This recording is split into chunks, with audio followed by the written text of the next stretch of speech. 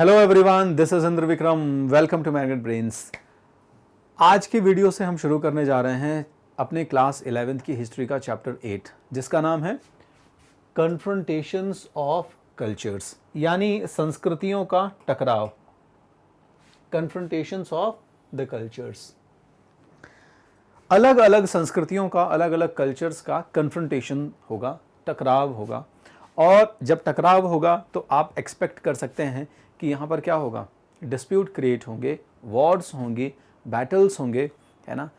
एक कम्युनिटी दूसरे कम्युनिटी को एनस्लेव कर सकती है, एक कम्युनिटी दूसरे कम्युनिटी से कुछ फ़ायदे, कुछ एडवांटेजेस जो है वो ऑब्टेन कर सकती है। हो सकता है एक कम्युनिटी वाइप्ड आउट हो जाए, यानी इतिहास के पन्नों से उसका नाम ही मिट जाए, और दूसरी कम्युनिटी उन लोगों को एकदम से सब्जुगेट कर ले। ये जो वीडियो है ये आपको जो पिछले 2 चैप्टर्स हैं इनके आगे की कहानी बता रहा है। पिछले जो 2 चैप्टर्स पढ़े आपने, इसमें पहला चैप्टर आपका था जिसमें आपने रोमन एम्पायर के बाद टूटते और बिखरते यूरोप को कैसे वो बना, कैसे वो संभला, इसके बारे में जाना। तो जब टूटता बिखरता यूरोप रोमन साम्राज्य के बाद फिर से संभलने की कोशिश करेगा तो वो उस माइटी रोमन एम्पायर की तर्ज पर अपने आप को रीस्टैब्लिश नहीं कर पाया। और जिस जोड़ तोड़ वाली व्यवस्था, जिस टेम्परेरी अरेंजमेंट में यूरोप वापस से रीस्टैब्लिश हुआ, तो वो था फ्यूडलिज्म, सामंतवादी व्यवस्था। इस फ्यूडलिज्म में प्रॉब्लम ये थी कि राजा उतना पावरफुल नहीं था। ज़मीन के बेसिस पर कुछ लोग जो है वो ज़्यादा पावरफुल थे। इसके अलावा कुछ ऐसे लोग थे जो गॉड के रिप्रेजेंटेटिव, ईश्वर के प्रतिनिधि थे, वो भी उतने ही पावरफुल थे जितने लॉर्ड्स और किंग। ये 2 वर्ग बाकी के तीसरे वर्ग के ऊपर शासन कर रहे थे, उनके पर्सनल लाइफ को रेगुलेट कर रहे थे। हमारा जो फ्यूडलिज्म है ये धीरे धीरे धीरे धीरे अपने पीक पर पहुंचेगा और यूरोप अलग अलग चुनौतियां जो है वो फेस कर रहा था।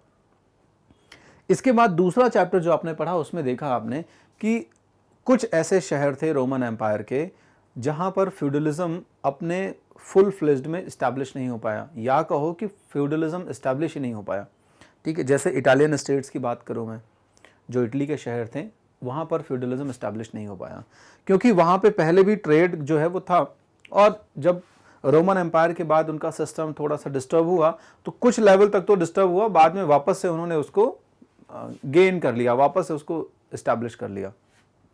यहाँ पे जो व्यापारी और मिडिल क्लास था आपका, इसने एक नई तरह की सोसाइटी बनाई, और इस सोसाइटी ने आगे जाके बहुत सारे अलग अलग एरियाज़ के लोगों को पैट्रोनाइज किया, चाहे वो लिटरेचर हो, चाहे वो आर्ट्स हो, चाहे वो आर्किटेक्चर हो, चाहे वो साइंस हो, चाहे वो मेडिसिन हो, चाहे वो कोई भी फील्ड हो जो ज़रूरी था।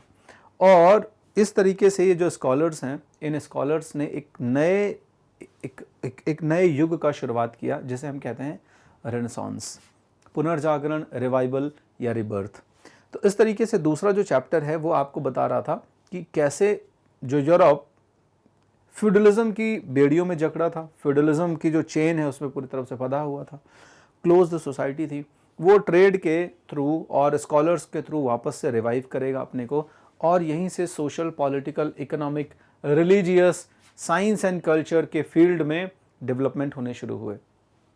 यानी हर एक फील्ड में, हर एक डोमेन में आप देखेंगे कुछ नया होना शुरू हो रहा है। जैसे साइंस के फील्ड में आपने पिछले चैप्टर के वीडियोस में देखा, कोपरनिकस और गैलीलियो, केपलर, न्यूटन, ये बहुत सारी थ्योरीज प्रपोज कर रहे हैं, और वो थ्योरीज चर्च की पुरानी थ्योरीज को रिफ्यूट कर रही हैं, उनको जो है वो कह दो कि डिफीट कर रही हैं, और जो एक्चुअल कंसेप्ट्स थे उन एक्चुअल कंसेप्ट्स को इस्टेब्लिश कर रही हैं। उसी दौरान एक नया समय शुरू हुआ, यही 15वीं, 16वीं और 17वीं शताब्दी का जो समय था।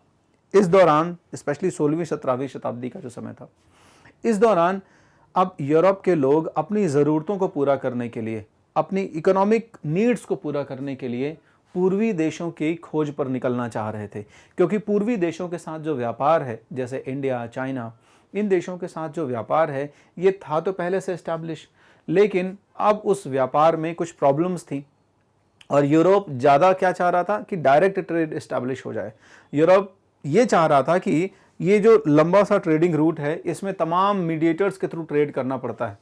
क्यों ना हम एक डायरेक्ट ट्रेड लिंक इस्टेब्लिश करें, एक सीधी जो व्यापारिक हमारी लिंक है उसको इस्टेब्लिश करें हम पूर्वी देशों के साथ। और इसीलिए बहुत सारे ऐसे एक्सप्लोरर्स हैं, बहुत सारे समुद्री यात्री हैं जो चर्च के पास जाएंगे और उससे परमिशन लेंगे, परमिशन लेकर समुद्री यात्राओं में निकलेंगे और ये नए नए एरियाज़ की खोज करेंगे।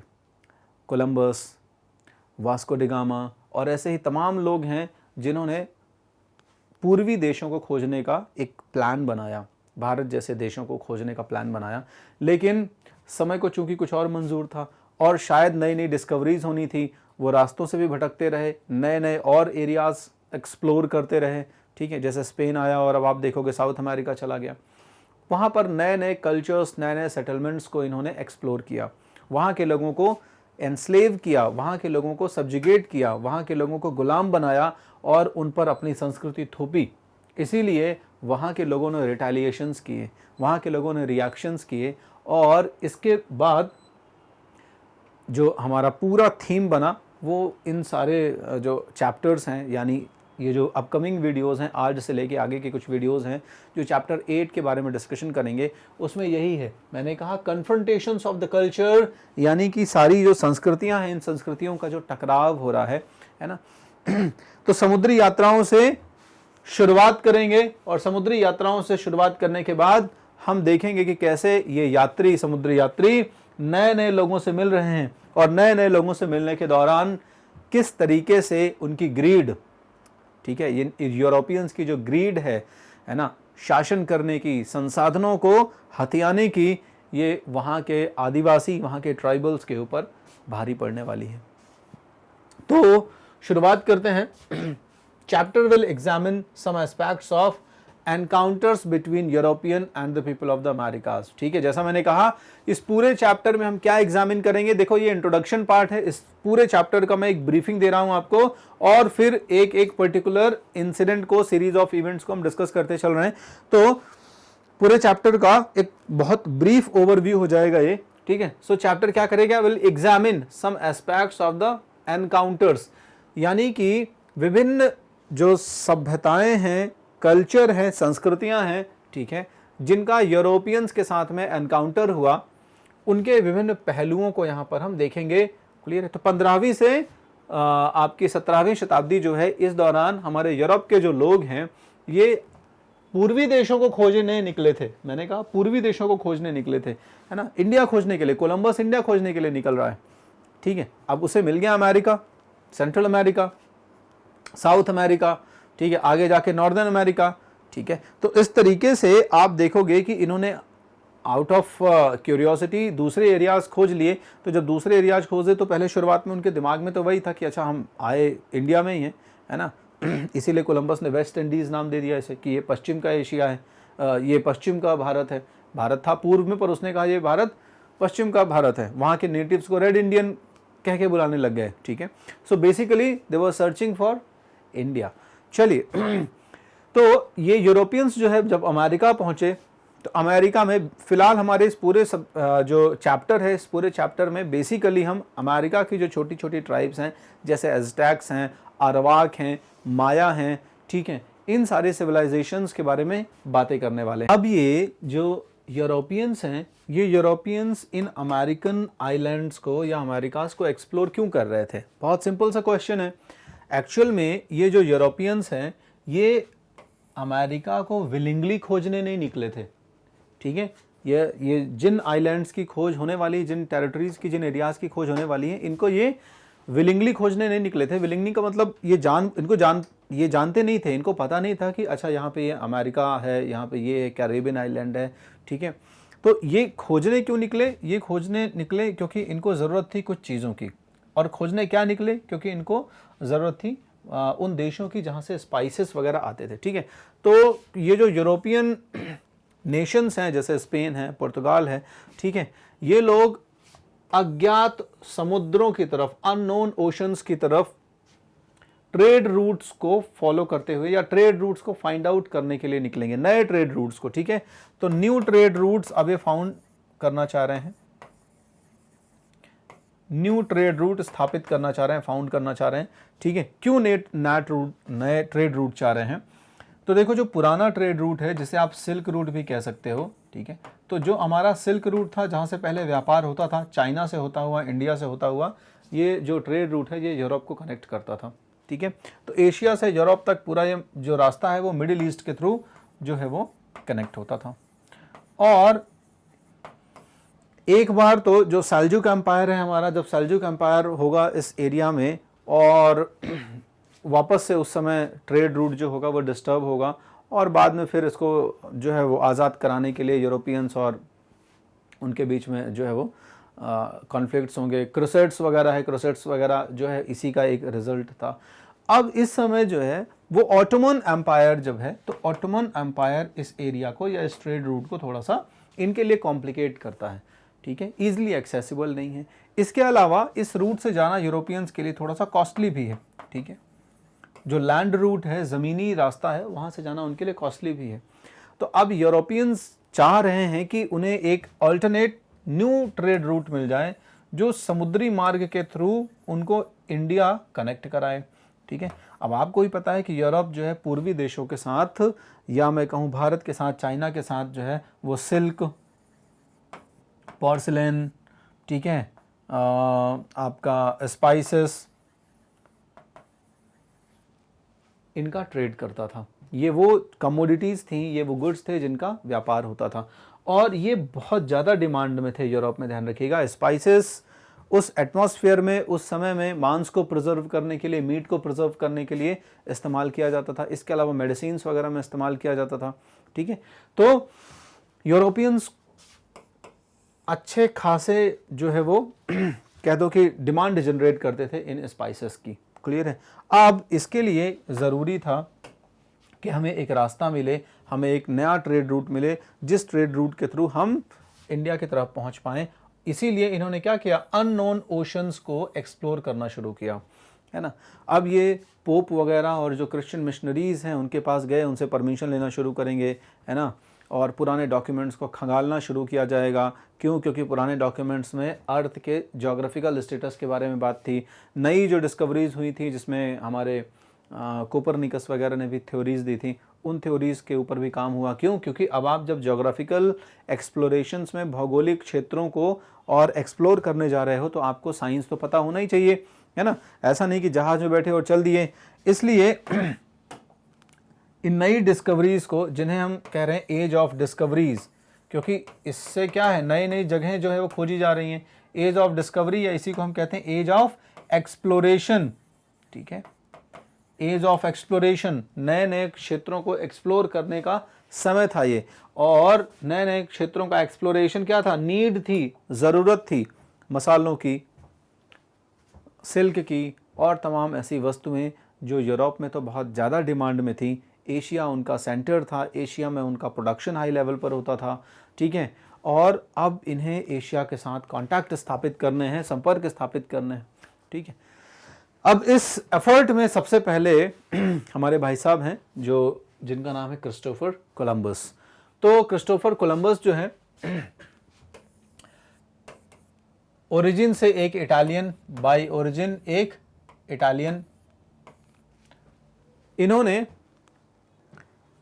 ये दावा किया कि भाई ऐसा है कि दुनिया गोल है, अब इस चीज़ को प्रूफ करने का समय आ गया है और मुझे अब जो है वो जाना होगा और मुझे इस चीज़ को फाइंड आउट करना होगा। क्लियर है?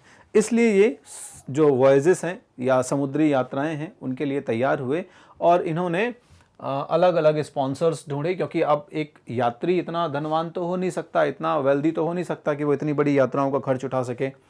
महीनों आपको समुद्र में रहना है, बहुत सारे लोगों के साथ जाना है कि नहीं, कुछ सोल्जर्स होने चाहिए आपके पास, कन्फ्रंटेशंस हो सकते हैं कई जगहों पर, कुछ डेंजरस सिचुएशंस क्रिएट हो सकती हैं, तो डिफेंस के लिए कुछ सोल्जर होने चाहिए आपके पास। तो इस तरीके से अलग अलग एक पूरा आपका जो कंटिंजेंट तैयार होगा उसको लेके आप जाओगे, है ना, पूरा काफिला लेके जाओगे।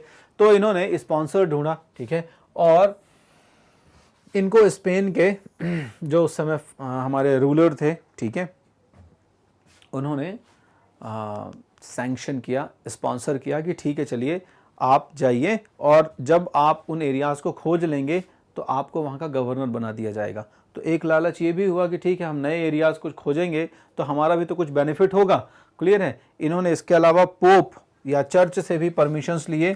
ठीक है, क्यों? क्योंकि राजा और चर्च दोनों की अथॉरिटी होनी ज़रूरी है, दोनों का सपोर्ट प्राप्त होना ज़रूरी था। और पुराने समय में जितने भी लोग निकलेंगे, ध्यान रखना है ना, समुद्री यात्राओं में, उनके पीछे कुछ ना कुछ लालच उनका है, या तो बहुत ज़्यादा व्यापार से फ़ायदा कमाने का, या फिर उस क्षेत्र विशेष को रूल करने का, अपने जो नेटिव प्लेस है वहाँ के राजा के नाम पर उसको रूल करने का। ठीक है, क्रिस्टोफर कोलंबस भी इसी मंशा के साथ, इसी मेंटालिटी के साथ आगे बढ़ा। ठीक है, और इसने पश्चिम की तरफ यात्रा करनी शुरू की, समुद्री यात्राएं शुरू करी इसने। ठीक है, सेल्ड वेस्ट इन 1492। 1492 में जब कोलंबस पहुंचता है पश्चिमी तट की तरफ, तो वो देखता है कि हाँ, ज़मीनी एरिया जो है वो मिल तो रहा है। अब चूंकि क्या था, ये एक जब आगे बढ़ेगा तो आगे बढ़ते समय अपने रास्ते से जो है वो थोड़ा सा डाइवर्ट होगा। वो सारी कहानी हम डिटेल में पढ़ेंगे वहाँ पे, है ना। अभी तो चूंकि ये पूरा इंट्रोडक्शन पार्ट है तो मैं एक समराइज वे में आपको बताते जा रहा हूँ। ठीक है, क्रिस्टोफर कोलंबस आगे बढ़ा और क्रिस्टोफर कोलंबस वेस्ट की तरफ बढ़ रहा था, और वेस्ट में उसने कुछ आइलैंड नेशंस, कुछ आइलैंड्स जो है वो देखे, और उसने कहा कि यही जो क्षेत्र है वो क्या है, इंडिया, है ना। यानी जिन इंडीज को खोजने के लिए निकला था वो यही क्षेत्र है, वो इंडिया और बाकी पूर्व के जो देश हैं, ठीक है ना, वो उनको खोजने के लिए निकला था। लेकिन वो पहुंचा वेस्ट में। अब उस समय तक उसको समझ में नहीं आया कि वो जिस क्षेत्र को खोजने निकला था और जिस क्षेत्र में पहुंचा है वो दोनों अलग अलग जगह हैं, क्योंकि वो अपने साथ जो रेफरेंस लेके जा रहा था वो रेफरेंस मार्को पोलो की कहानियां थी। ठीक है, ट्रैवल्स और ट्रैवलॉग्स थे मार्को पोलो के।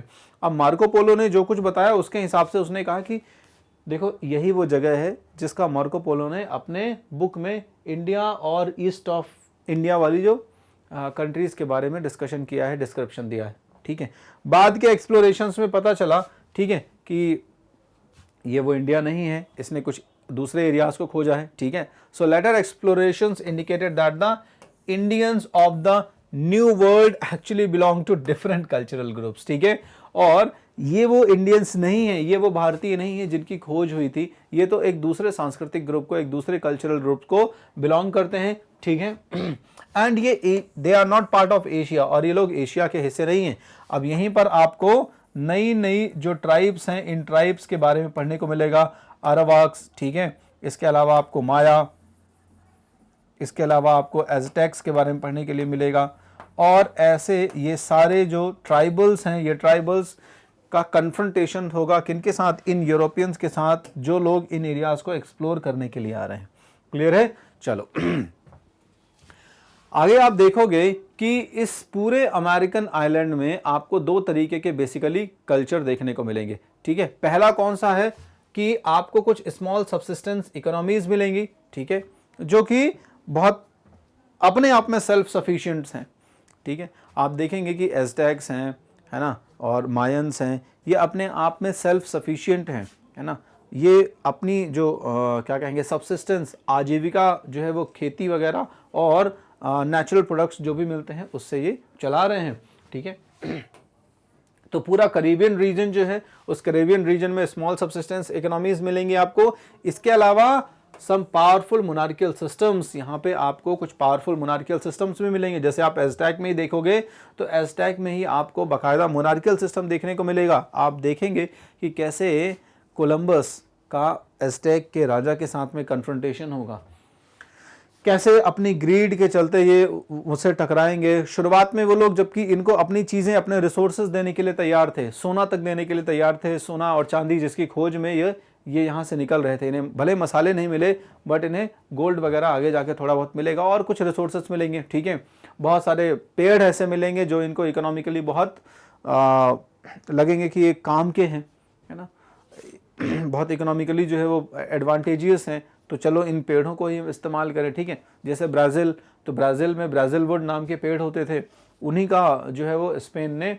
एक्सपोर्ट करना शुरू कर दिया, उन्हीं को काट के उन्हीं को एज ए रिसोर्स इस्तेमाल करना शुरू कर दिया और उसी से इनकम जनरेट करनी शुरू कर दी। ठीक है, तो आप देखेंगे कि कुछ पावरफुल मोनार्कियल सिस्टम्स भी मिलेंगे, है ना। तो एग्रीकल्चरल सिस्टम मिल रहे हैं, साथ में पावरफुल मोनार्कियल सिस्टम भी मिल रहे हैं। जो कि एग्रीकल्चरल और माइनिंग एक्टिविटीज से अपने आप को क्या करते हैं, सस्टेन करते हैं। ठीक है, यहां पे आप देखेंगे कि ये जैसे एज़टेक्स और माया, ये सेंट्रल अमेरिका की ट्राइब्स हैं जिनके बारे में हम डिटेल में आगे पढ़ने वाले हैं। ठीक है, Incas of Peru, south America की कंट्री आपको पता है पेरू। ठीक है, यहाँ पर बहुत अच्छी एक ट्राइब है जिसका नाम है इंकास, और ये लोग जो है मोन्यूमेंटल आर्किटेक्चर्स बनाएंगे, मोन्यूमेंटल आर्किटेक्चर्स जो आज के डेट में भी प्रिजर्व्ड हैं, जो आज के डेट में भी पाए जा सकते हैं, जिनको आप देखेंगे। ठीक है, ये कुछ इस तरीके के टेम्पल्स बनते थे। तो माया सभ्यता, एज़टेक सभ्यता और ये इंका सभ्यता, कभी न कभी शायद आपने इनका नाम तो सुना ही होगा। माया सभ्यता का तो विशेष तौर पर सुना होगा, क्योंकि माया जो है वो अपने प्रेडिक्शंस वगैरह के लिए और कैलेंडर के लिए भी जाने जाते थे।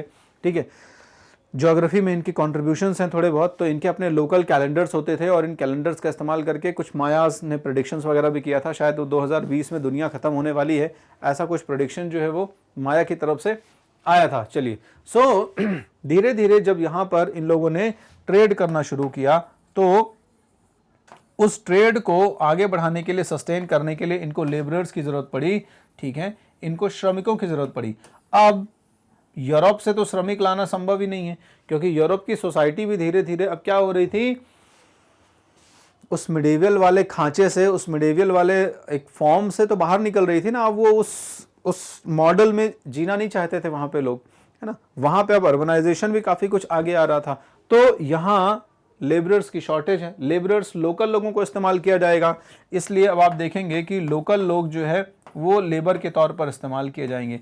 लेकिन एक समय आएगा जब ये स्वच्छंद रहने वाले, फ्री रहने वाले, इंडिपेंडेंट रहने वाले ट्राइबल्स, ठीक है, जो नेचर के बहुत क्लोज थे, उनको खाने पीने का सफिशिएंट अमाउंट में नेचर से मिल जाता था, उनको उनके अम्यूजमेंट और खुश रहने की जो एक्टिविटीज़ होती थी वो भी वो मैनेज कर लेते थे।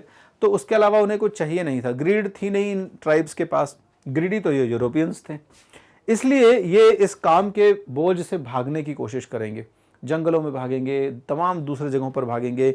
इसके अलावा कई बार इन यूरोपियन के कॉन्टैक्ट्स की वजह से इन्हें बीमारियां होंगी इन लोगों को, और इन बीमारियों से ये लोग मरते चले जाएंगे।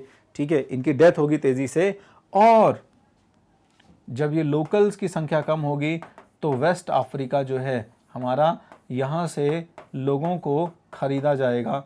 ठीक है, यहाँ से लोगों को ख़रीदना शुरू किया जाएगा, और इसके बाद एक दुनिया का सबसे आप कहें अमानवीय, इनह्यूमन एक्ट जो है वो शुरू हुआ, जिसे हम कहते हैं स्लेव ट्रेड, यानी गुलामों का व्यापार। ये गुलामों का व्यापार जो है उसके बारे में हम डिटेल में चर्चा करेंगे कि किस तरीके से गुलामों का व्यापार शुरू होता था, और वो पूरा जो एक रास्ता है, ठीक है, यूरोप और एशिया और तमाम अमेरिका को कनेक्ट करता हुआ, और उसके बाद अलग अलग जगहों पर स्लेव को अलग अलग कामों के लिए ख़रीदा जाता था। एक एक व्यक्ति के पास हज़ारों हज़ारों की संख्या में स्लेव होते थे।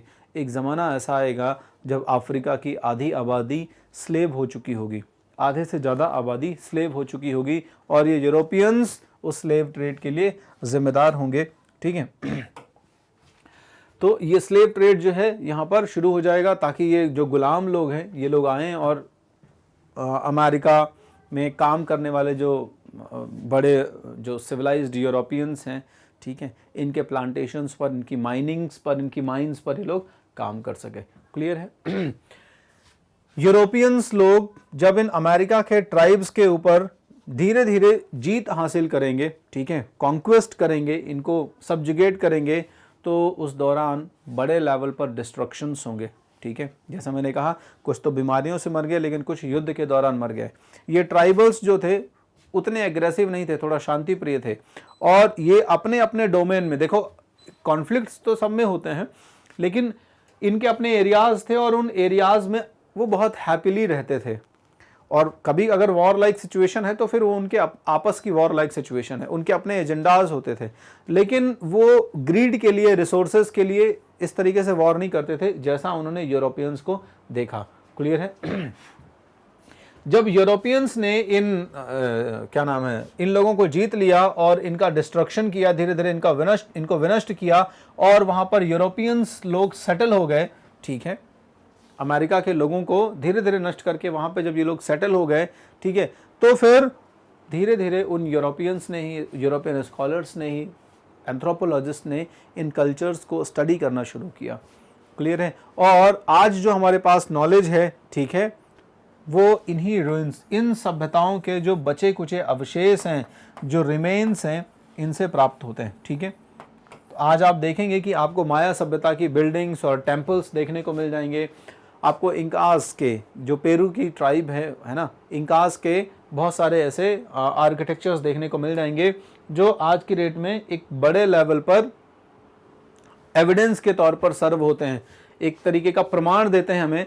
ठीक है, उनके कुछ सेटलमेंट्स आप देखेंगे तो आपको लगेगा कि हाँ, ये सभ्यताएं जो हैं अपने समय की विकसित और मजबूत सभ्यताएं थी। ठीक है, जैसे 1911 में, ठीक है, माचू पिचू जो है ये एक शहर है जहां पर इंकास लोग रहते थे। ये उसके रिमेन्स आप देख पा रहे होंगे यहाँ पे।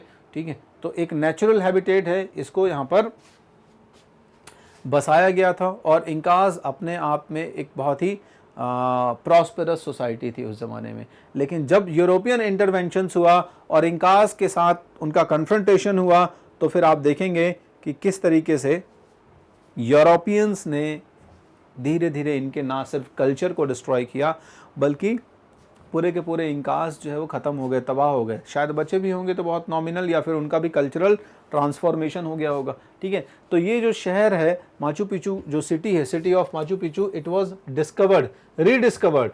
इसको 1911 में रीडिस्कवर किया गया था, ध्यान रखिएगा। ठीक है ना, यहाँ पर जंगलों से घिरे तमाम शहर मिलते हैं आपको, बहुत सारे अलग अलग, जो बयां करते हैं कि अपने आप में, अपने ज़माने में ये लोग एक अच्छा हेल्दी ऑर्गेनाइज सिविलाइजेशन बसाए हुए थे। ठीक है ना, ध्यान रखिएगा। और इस तरीके से आपको पता भी चलता है कि यूरोपियंस जो है वो जब आगे बढ़े हैं तो वो किस कॉस्ट पर, किस कीमत पर आगे बढ़े हैं, और कितने बड़े लेवल पर इन लोगों ने, इन यूरोपियंस ने दूसरे कल्चर्स को डिस्ट्रॉय करने में कोई कमी नहीं छोड़ी है ना। The Europeans who went to the Americas kept log books and diaries. तो जो यूरोपियंस वहां जाते थे तो अपनी यात्राओं के दौरान क्या होता था, अपने यात्रा वृत्तांतों को या अपनी जर्नीज के डिटेल्स को नोट करते थे। ठीक है, तो जो भी जर्नी की डिटेल्स होती थी, जो भी उनके मेमोइर्स होते थे, उनको वो नोट करते थे। क्लियर है? इसके अलावा जैसे जैसे जब आपके ये जो एक्सप्लोरर्स हैं, समुद्री यात्री हैं, जब वहाँ पर पहुँच गए, तो जब वो सेटल हो गए, वहाँ के लोगों को धीरे धीरे सब्जुकेट कर लिया, तो उसके अलावा वहाँ पे फिर अपने धर्म का विस्तार करने के लिए क्रिश्चियन मिशनरी भी पहुँच जाते थे, है ना। क्रिश्चियन मिशनरीज तो बहुत पहले, मतलब वो तो ताक में रहते थे कि किस तरीके से नए नए एरियाज़ में क्रिश्चियनिटी का प्रचार प्रसार करने के लिए हमें मौका मिले। तो इस तरीके से यहाँ पे ये लोग आते थे और वो ईसाइयत के धर्म का प्रचार प्रसार करते थे। इसमें से बहुत सारे लोग कैथोलिक्स भी होते थे, प्रोटेस्टेंट्स भी होते थे। ठीक है, और जेसुइट मिशनरीज भी होते थे। ठीक है, जिन्होंने इवन रिवॉल्ट करने तक के लिए कहा था उस दौरान जब प्रोटेस्टेंट मूवमेंट चल रहा था। क्लियर है? तो इन लोगों ने भी अपने कुछ रिकॉर्ड्स मेंटेन करे, इन लोगों ने भी अपने कुछ डायरीज और नोट्स और अपने कुछ डिस्क्रिप्शंस दिए। ठीक है, और उनकी बुक्स से, उनके लॉग बुक से, उनकी डिस्कवरीज से, उनके डॉक्यूमेंट से हमें इन नए डिस्कवर्ड एरियाज़ के बारे में पता चलता है। ठीक है, और डिस्कवरी के साथ साथ उनका जो एनकाउंटर हुआ इन कंट्रीज़ के साथ में, उनके बारे में पता चलता है, उनके इतिहास के बारे में पता चलता है। ठीक है, कि किस तरीके से लिखा गया है और किन टर्म्स पे यूरोपियंस ने वहाँ पर अपना सेटलमेंट किया, किस कॉस्ट पे, कौन सी कीमत पर यूरोपियंस लोग हैं जो वहाँ पर अपने आप को सेटल करेंगे। और इसके अलावा लोकल पीपल्स को थोड़ा सा कम बताया गया। इसीलिए जितनी भी हिस्ट्री हम पढ़ेंगे यहाँ पे ध्यान रखना, वो यूरोप के ही रेफरेंस से पढ़ रहे हैं। ठीक है, यूरोपियन रेफरेंस से ही पढ़ रहे हैं।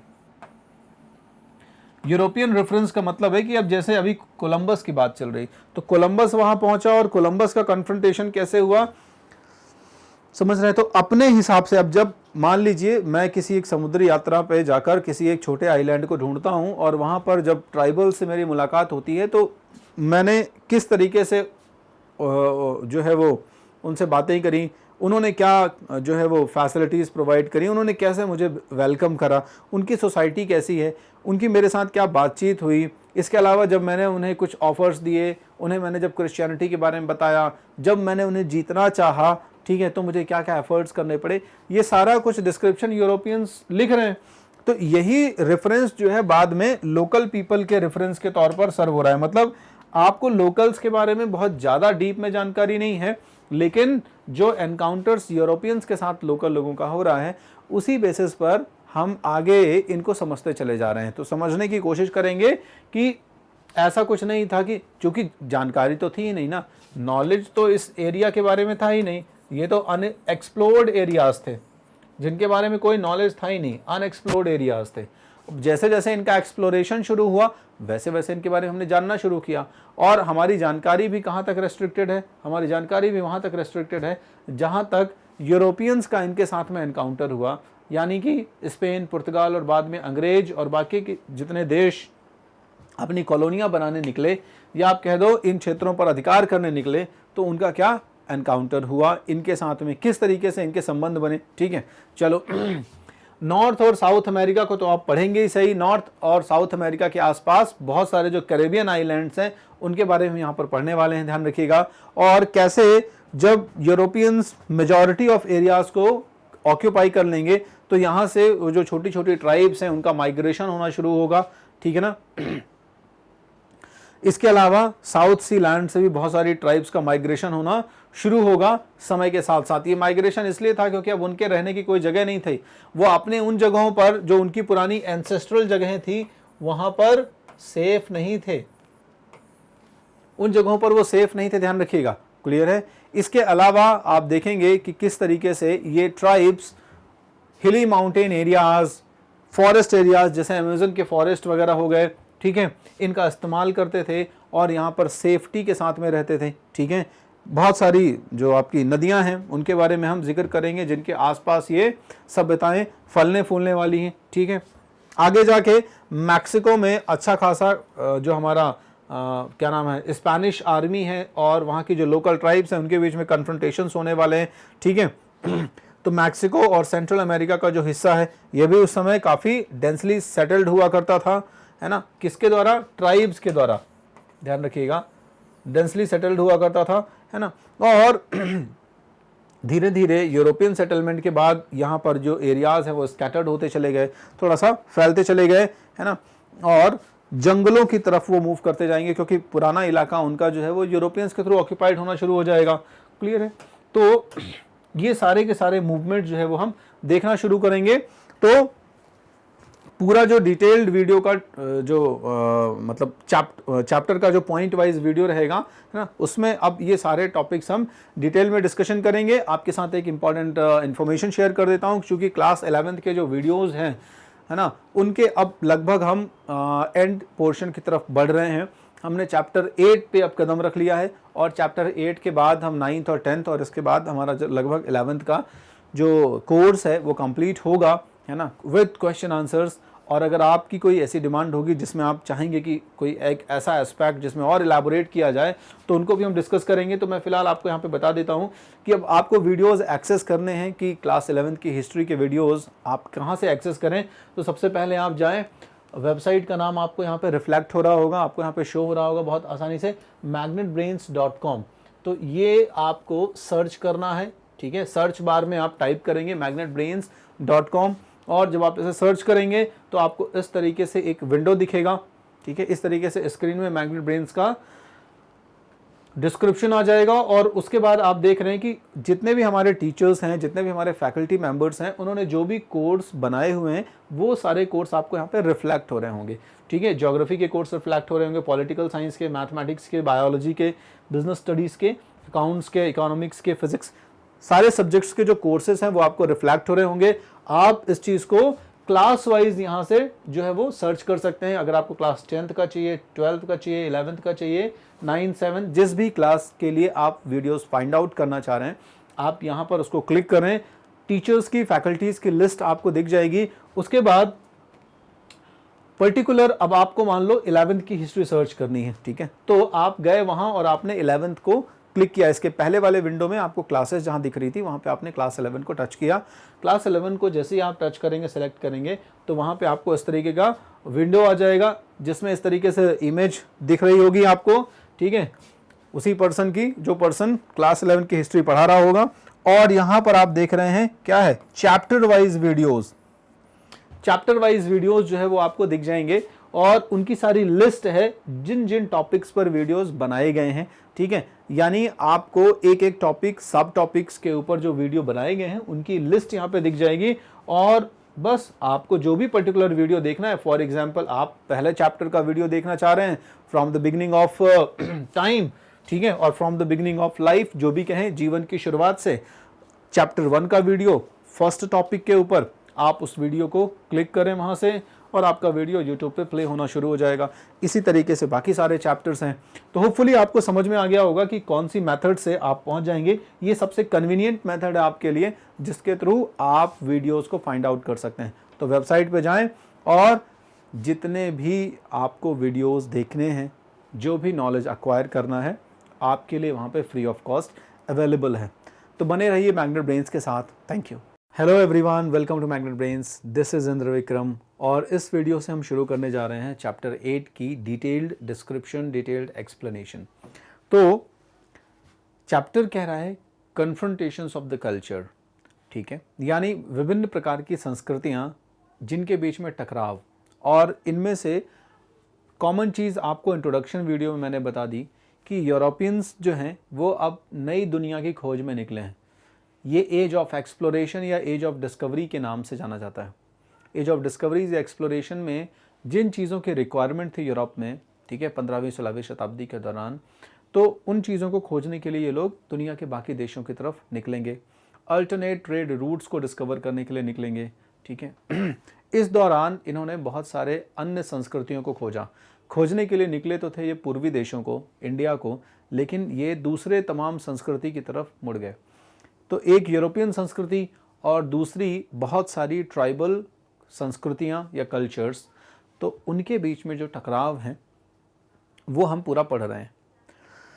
सबसे पहले तो आपको ये जान लेना चाहिए कि वो कौन कौन से ट्राइब्स हैं जिनके बारे में हम पढ़ने वाले हैं।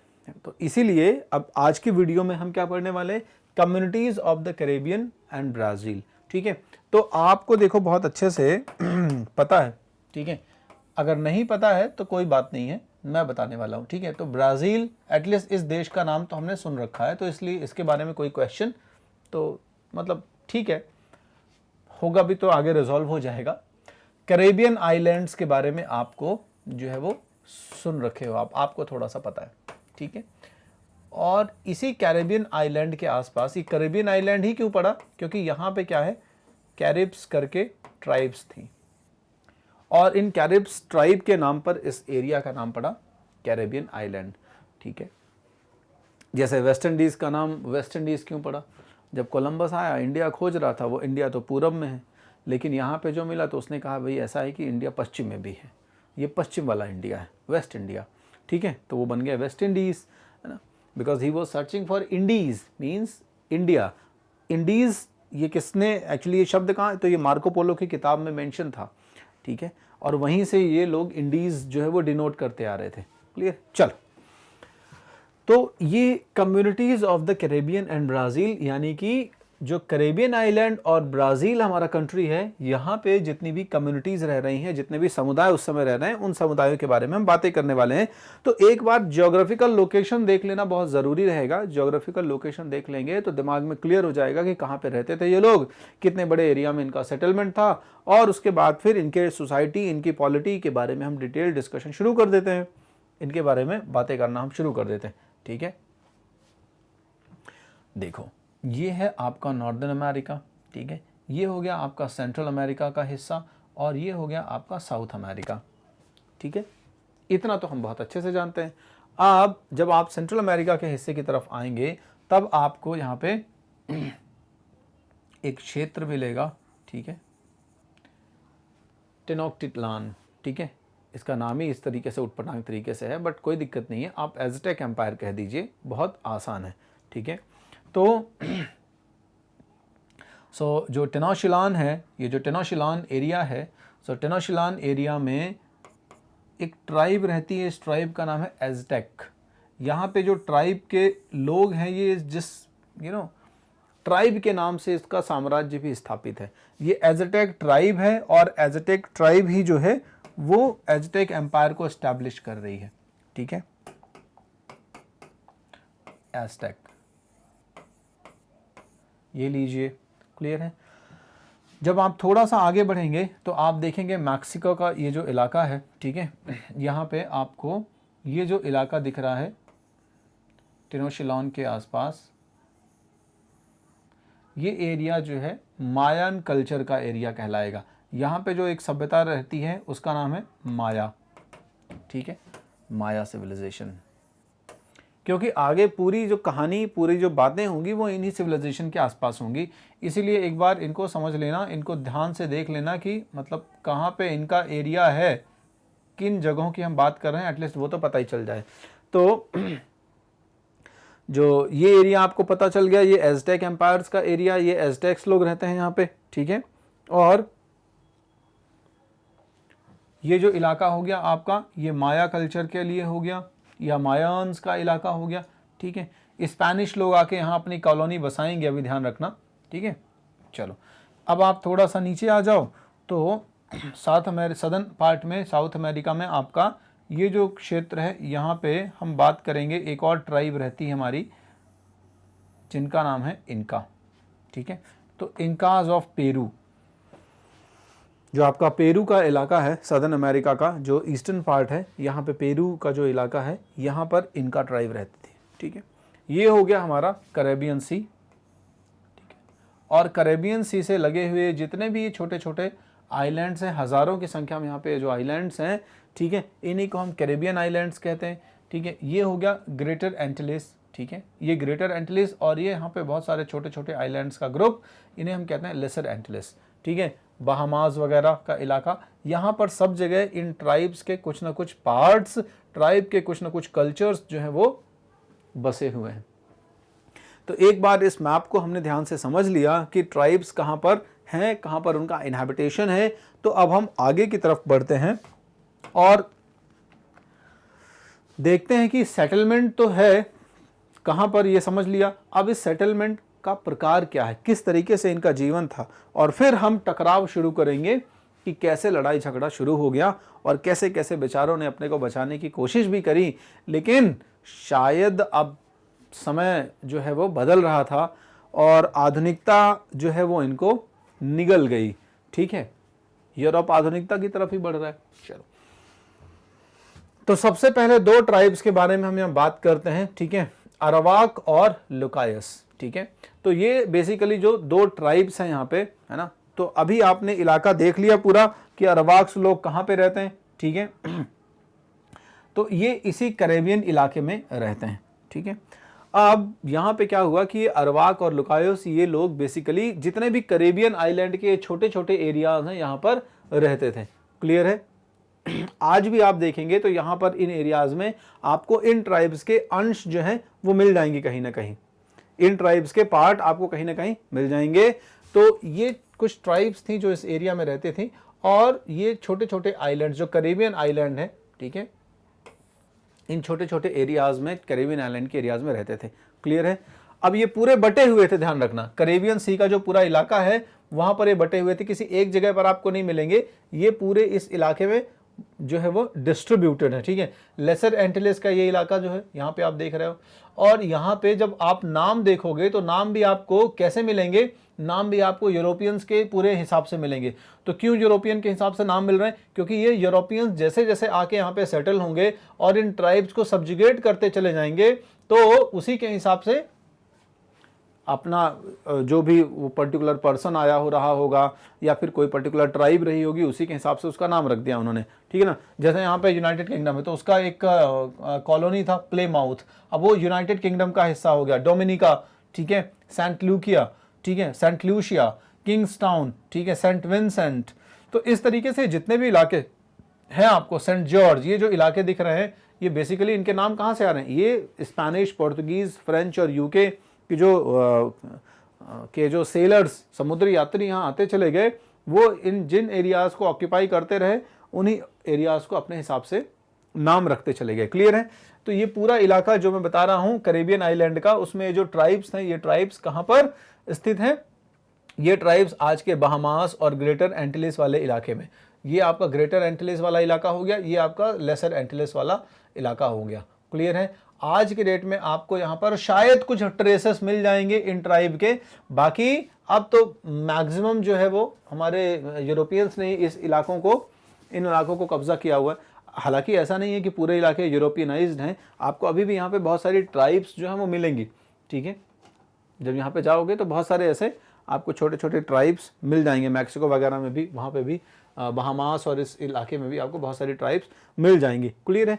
तो ये ट्राइब है। अब इन ट्राइब्स को आगे जो कैरिब्स लोग हैं, ये लोग आगे जो है वो शिफ्ट करेंगे। ठीक है ना?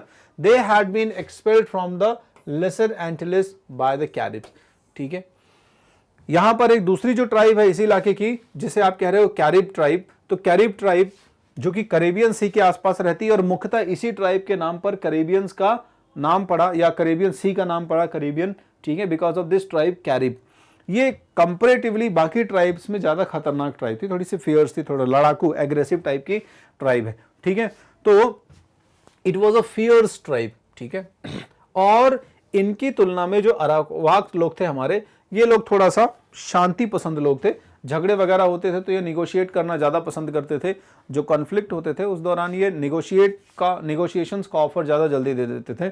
ठीक है, कि आओ बैठो, बातचीत करें, बातचीत करके मामला सुलझाएं, कौन तलवारें और जो भाले हैं, मतलब कुल मिला के जान पे क्यों खेला जाए, आओ बैठ के बातचीत करते हैं। तो कैरिब्स लोग जो है कंपैरेटिवली इन अरावाक्स को यहाँ से एक्सपर्ल्ड करेंगे, यहाँ से निकालेंगे बिकॉज ऑफ इंटरनल कॉन्फ्लिक्ट, क्योंकि अब ट्राइबल्स हैं, ट्राइबल्स के बीच में ये तो बना ही रहता है।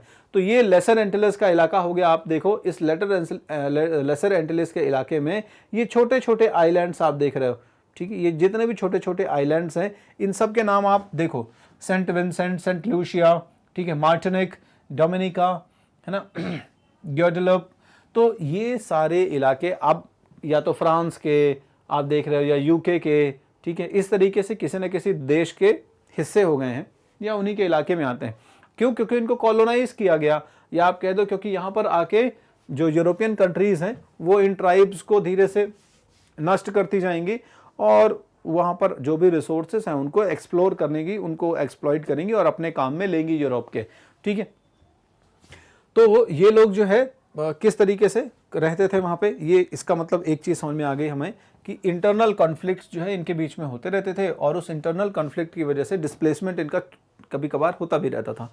लेकिन अभी इंटरनल जो कॉन्फ्लिक्ट होते थे उनको ये लोग बातचीत से, यानी एक ट्राइब जो है वो दूसरे ट्राइब की तुलना में अगर कम फियर्स है तो वो थोड़ा सा ऑफर देके उनको, है ना, कुछ बातचीत करके जो सिचुएशन होती थी उसको हैंडल कर लेती थी। क्लियर है?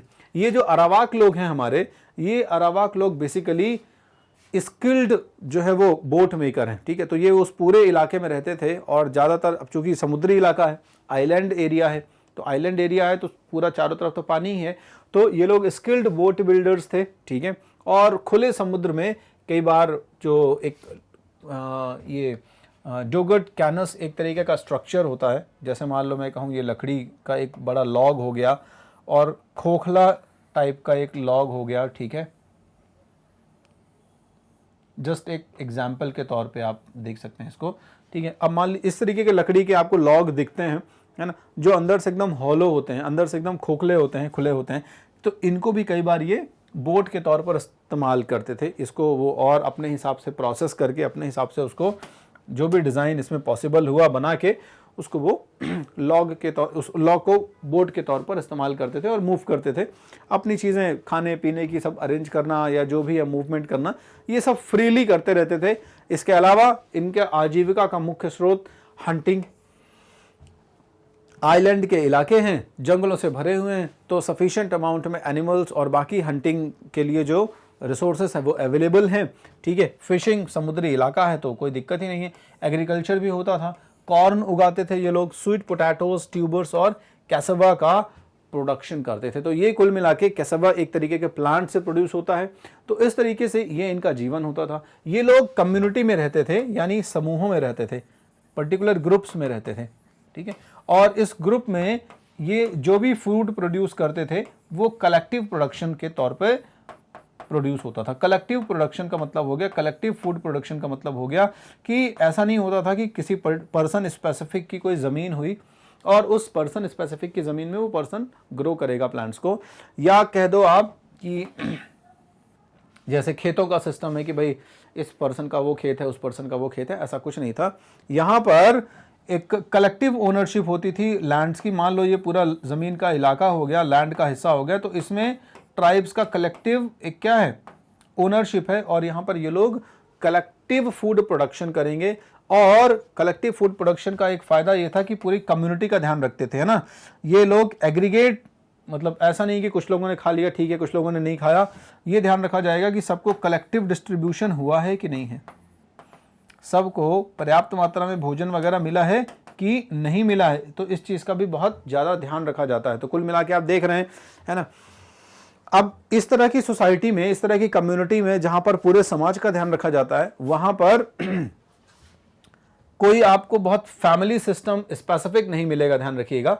यानी कोई बहुत, मतलब चूंकि बड़े परिवार तो मिलेंगे ही, ये पूरा जो है वो एक क्लैन की तरह काम करेगा। अपने आप को यही मानता था कि हमारी ओरिजिन जो है वो एक कॉमन एंसेस्टर से है, तो एक कॉमन एंसेस्टर या कॉमन पर्सन, कॉमन इंसान के क्लैन के हिसाब से चीज़ें चलती थी। मतलब अपने आप को मान लिया कि हम इस परिवार या इस पर्सन के क्लैन को बिलोंग करते हैं, अब ये पूरा हमारा फैमिली है, हमें अपने पूरे फैमिली का जो फूड का रिक्वायरमेंट है और बाकी सारी नीड्स हैं उनको पूरी करनी है। तो कुल मिला के आप देख रहे हैं कि एक ट्राइबल कल्चर की सबसे अच्छी जो सुंदरता है वो यही है कि उनमें जो यूनिटी है, उनमें जो एक कलेक्टिव वेलफेयर का कंसेप्ट है वो यहाँ पे दिख रहा था हमें। इसके अलावा पॉलीगैमी प्रचलित थी यहाँ पे, ठीक है। पॉलीगैमी का मतलब हो गया, ये लोग क्या है, एक व्यक्ति एक से ज़्यादा स्त्रियों से, वुमेन से शादी कर सकता था, और ये उस ज़माने के हिसाब से एक प्रैक्टिकल चीज़ हो गई, ठीक है। उस ज़माने के हिसाब से क्या हो गया, एक प्रैक्टिकल चीज़ हो गई, क्योंकि पॉलीगैमी बहुत सारी ट्राइब्स में हमें देखने को मिली है। Clear. So polygamy was prevalent. Clear है। तो ये चीज़ हो गई। इसके अलावा अब इस सोसाइटी में आपको एक तरीके के और लोग मिलेंगे, क्योंकि अब ये जो समय है ये बहुत ही सिंपल समय है। इस दौरान ये ट्राइबल्स लोग, वैसे तो जो लोकल मेडिसिन हैं, लोकल प्लांट्स हैं, इनका नॉलेज तो इनको होता ही था, लेकिन उसके अलावा कई बार जब भी इनको कोई नेचुरल डिज़ास्टर आई या कभी इनको कोई ऐसी प्रॉब्लम आई, जैसे डिजीजेस स्प्रेड हुई या कोई बीमार पड़ा, तो उसके लिए इनकी कम्युनिटी में कुछ लोग होते थे, है ना, कुछ विशेष तौर पर लोग होते थे जिन्हें ये लोग क्या कहते थे, शमन कहते थे, जिन्हें ये कहते थे शमन्स। तो ये शमन लोग कौन होते थे, ये शमन्स बेसिकली हीलर्स कह दो आप इन्हें, ठीक है, इन्हें आप कह सकते हैं healers basically. So they played a important role as healers, ठीक है।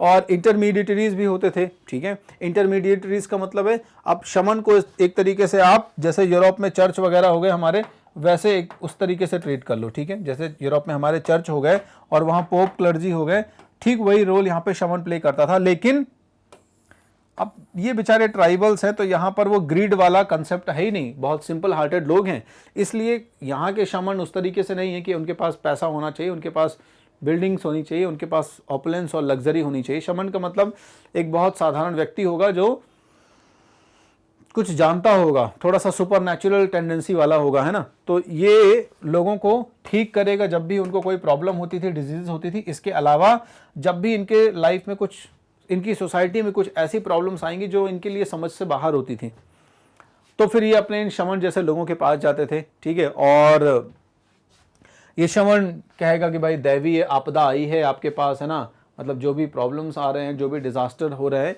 It is because of God, that is act of God. तो वो एक्ट ऑफ गॉड वाला कंसेप्ट ये लोग समझाते थे इनको, है ना। और इस तरीके से ये एक मीडिएटर का रोल प्ले करते थे, ठीक है, मीडिएटर का रोल प्ले करते थे किसके किसके बीच में, जिस संसार में लोग रह रहे हैं, मटेरियल वर्ल्ड, यानी ये संसार, भौतिक संसार, और इस मटेरियल वर्ल्ड के अलावा दूसरा एक संसार है जो दिखता नहीं है, जिसे आप कहते हैं सुपर नेचुरल वर्ल्ड हो गया जो हमारा। तो सुपर नेचुरल वर्ल्ड और इस करंट एग्जिस्टिंग वर्ल्ड के बीच में ये एक तरीके से इंटरमीडिएटर्स का रोल प्ले करते थे, ठीक है। तो ये हमारे इस तरीके से शमन जो अलग ही आपको दिखेंगे कि कोई बहुत विशेष व्यक्ति है, जिसके पास कुछ डिवाइन पावर्स हैं, ठीक है। तो इस तरीके से ये जो कम्युनिटीज़ रह रही उस इलाके में, वो कम्युनिटीज़ अपने आप को सेल्फ सफिशिएंट बनाती थी, एक कलेक्टिव वेलफेयर के थ्योरी पर या सिद्धांत पर काम करती थी, ठीक है। अरावाक लोग जो थे बेसिकली एनिमिस्ट थे। अब ये एनिमिस्ट क्या होता है? तो एनिमिस्ट जो है एक तरीके का कंसेप्ट है, मतलब एक तरीके का संकल्पना है, एक तरीके का बिलीफ सिस्टम है, ठीक है, बिलीफ सिस्टम है एक तरीके का। और इस बिलीफ सिस्टम में ये माना जाता है कि ऐसे वस्तुएं, ऐसी ऑब्जेक्ट्स जो है ना, which are regarded by modern science as inanimate, ठीक है। तो देखो दो तरीके के ऑब्जेक्ट्स होते हैं, एक हो गया एनिमेट, ठीक है, और दूसरा हो गया इनएनिमेट, ठीक है। सो एनिमेट जो है means in which life is present. ये बहुत पुराना सोशल क्लासिफिकेशन, बहुत पुराना जो एनिमलिस्टिक क्लासिफिकेशन आपका सुकरात और अरस्तु के ज़माने से जो चला आ रहा है, ठीक है। सो एनिमेट और इनएनिमेट ऐसे आप कहते हैं ऑब्जेक्ट्स जिसमें लिविंग नहीं है, जिसमें लाइफ जो है वो नहीं है, ठीक है, जिसमें लाइफ नहीं है, ठीक है, नो लाइफ। तो लाइफ है और लाइफ नहीं है, क्लियर। तो ऐसे लोग जो एनिमेट कहलाते हैं वो लाइफ मानते थे, यानी लाइफ एग्जिस्ट करती है किसमें? तो एनिमिस्ट लोग ऐसे लोग होते थे जो ये मानते थे कि मॉडर्न साइंस जिन ऑब्जेक्ट्स में लाइफ नहीं मानता, या मॉडर्न साइंस जिन ऑब्जेक्ट्स को इनएनिमेट मानता है कि लाइफ नहीं है इनमें, उनको भी ये कंसीडर करते हैं कि उनमें भी जीवन है या आत्मा है, ठीक है। तो ये कंसेप्ट होपफुली समझ में आ गया।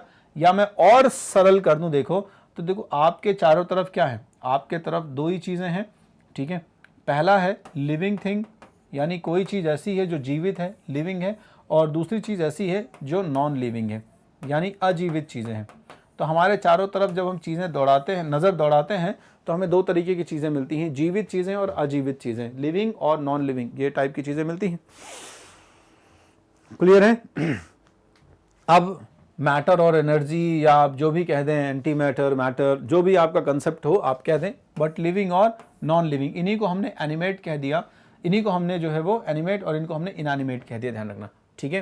तो एनिमेट का मतलब विच और द पर्सन और community which believe in life, और एनिमल वर्ड से आ रहा है ये, तो मैं यहाँ पर सीधे सीधे वो लाइफ ही लिख देता हूँ ताकि आपको ईजिली कनेक्ट हो, लाइफ।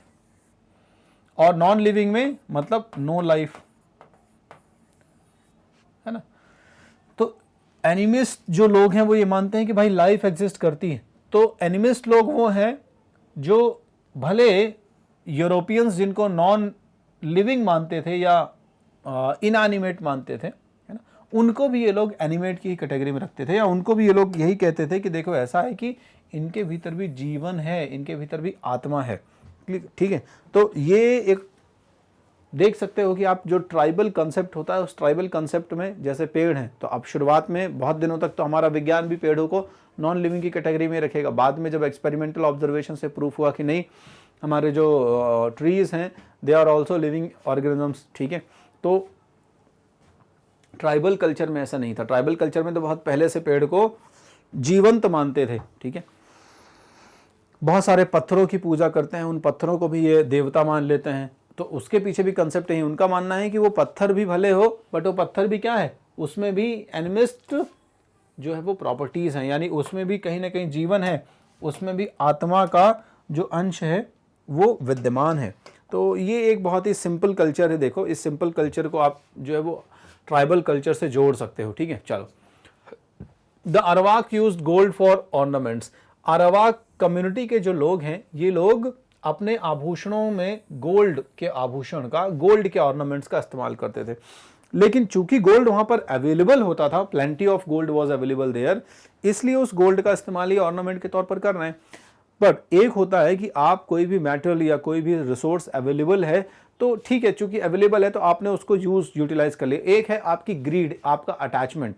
जैसे जब ब्रिटिशर्स आ रहे हैं इन लोगों के पास, तो ब्रिटिशर्स इस सोने को खोजते हुए आ रहे हैं, और इसके बाद क्या होगा, इस सोने को पाने के लिए, इस गोल्ड को पाने के लिए वो किसी हद तक जाएंगे।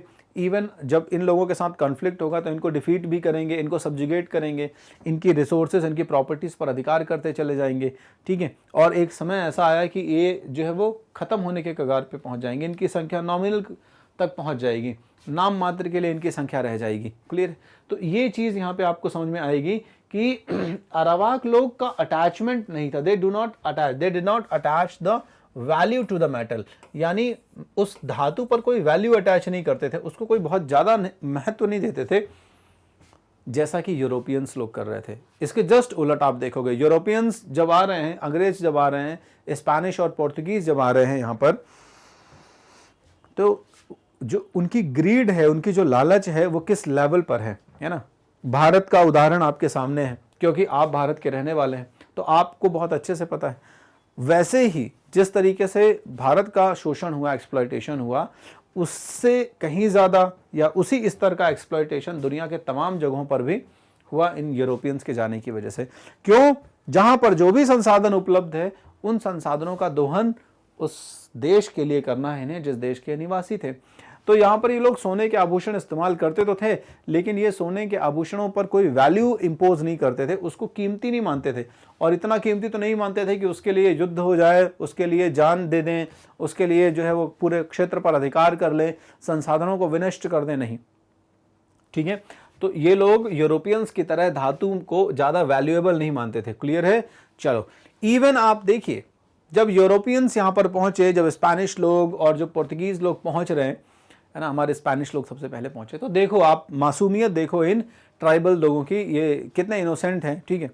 और किसी भी तरीके के फायदे और नुकसान वाली मानसिकता से थोड़ा सा दूर ही हैं, ठीक है। वो क्या है? They were quite happy to exchange golds, है ना, they were quite happy to exchange gold, यानी कि बहुत प्रसन्नता होती थी, ऐसा भी नहीं होता था कि भारी मन से वो एक्सचेंज कर रहे हैं। तो जो सोना इनके पास रखा हुआ था, उस सोने को ये लोग क्या करेंगे? एक्सचेंज कर सकते हैं बहुत आसानी से। और एक्सचेंज किससे करेंगे? For glass beads brought by the Europeans. अब यूरोपियंस के पास तो कुछ था नहीं, देखो ना उनके पास संसाधन थे कोई बहुत ज्यादा, ना वो इतने धनवान थे पहले से। अब जब वो यहाँ पर पहुंचेंगे सोने की चांदी की तलाश में, मसाला तो मिला नहीं, तो जो मिले वही सही, स्पाइसेस ढूंढने निकले थे, बट चलो जो मिल गया वही सही। सोना भी तो उतना ही जरूरी था स्पाइसेस के बराबर ही, क्योंकि स्पाइसेस को खरीदने के लिए आपको सोने की रिक्वायरमेंट पड़ती। तो they were quite happy to exchange gold for glass beads, कांच की जो मनके वगैरह होते हैं ना, जब वही यूरोपियंस ने दे दिया तो उसी को इन्होंने ले लिया और उसके बदले में सोना दे दिया यूरोपियंस को, ठीक है ना। Because these seem so much more beautiful. उनको क्या लग रहा था कि यार ये सोने का जो टुकड़ा ये उतना सुंदर नहीं दिखता, ये जो कांच के मनके मोती लेके आए हैं ये लोग, जो बीड्स लेके आए हैं, है ना, जो ग्लास बीड्स लेके आए हैं, जो कांच के मनके लेके आए हैं, ये ज़्यादा सुंदर दिख रहे हैं। और वो चले गए कि यार ये तो ज़्यादा देखने में ज़्यादा बेटर लगता है।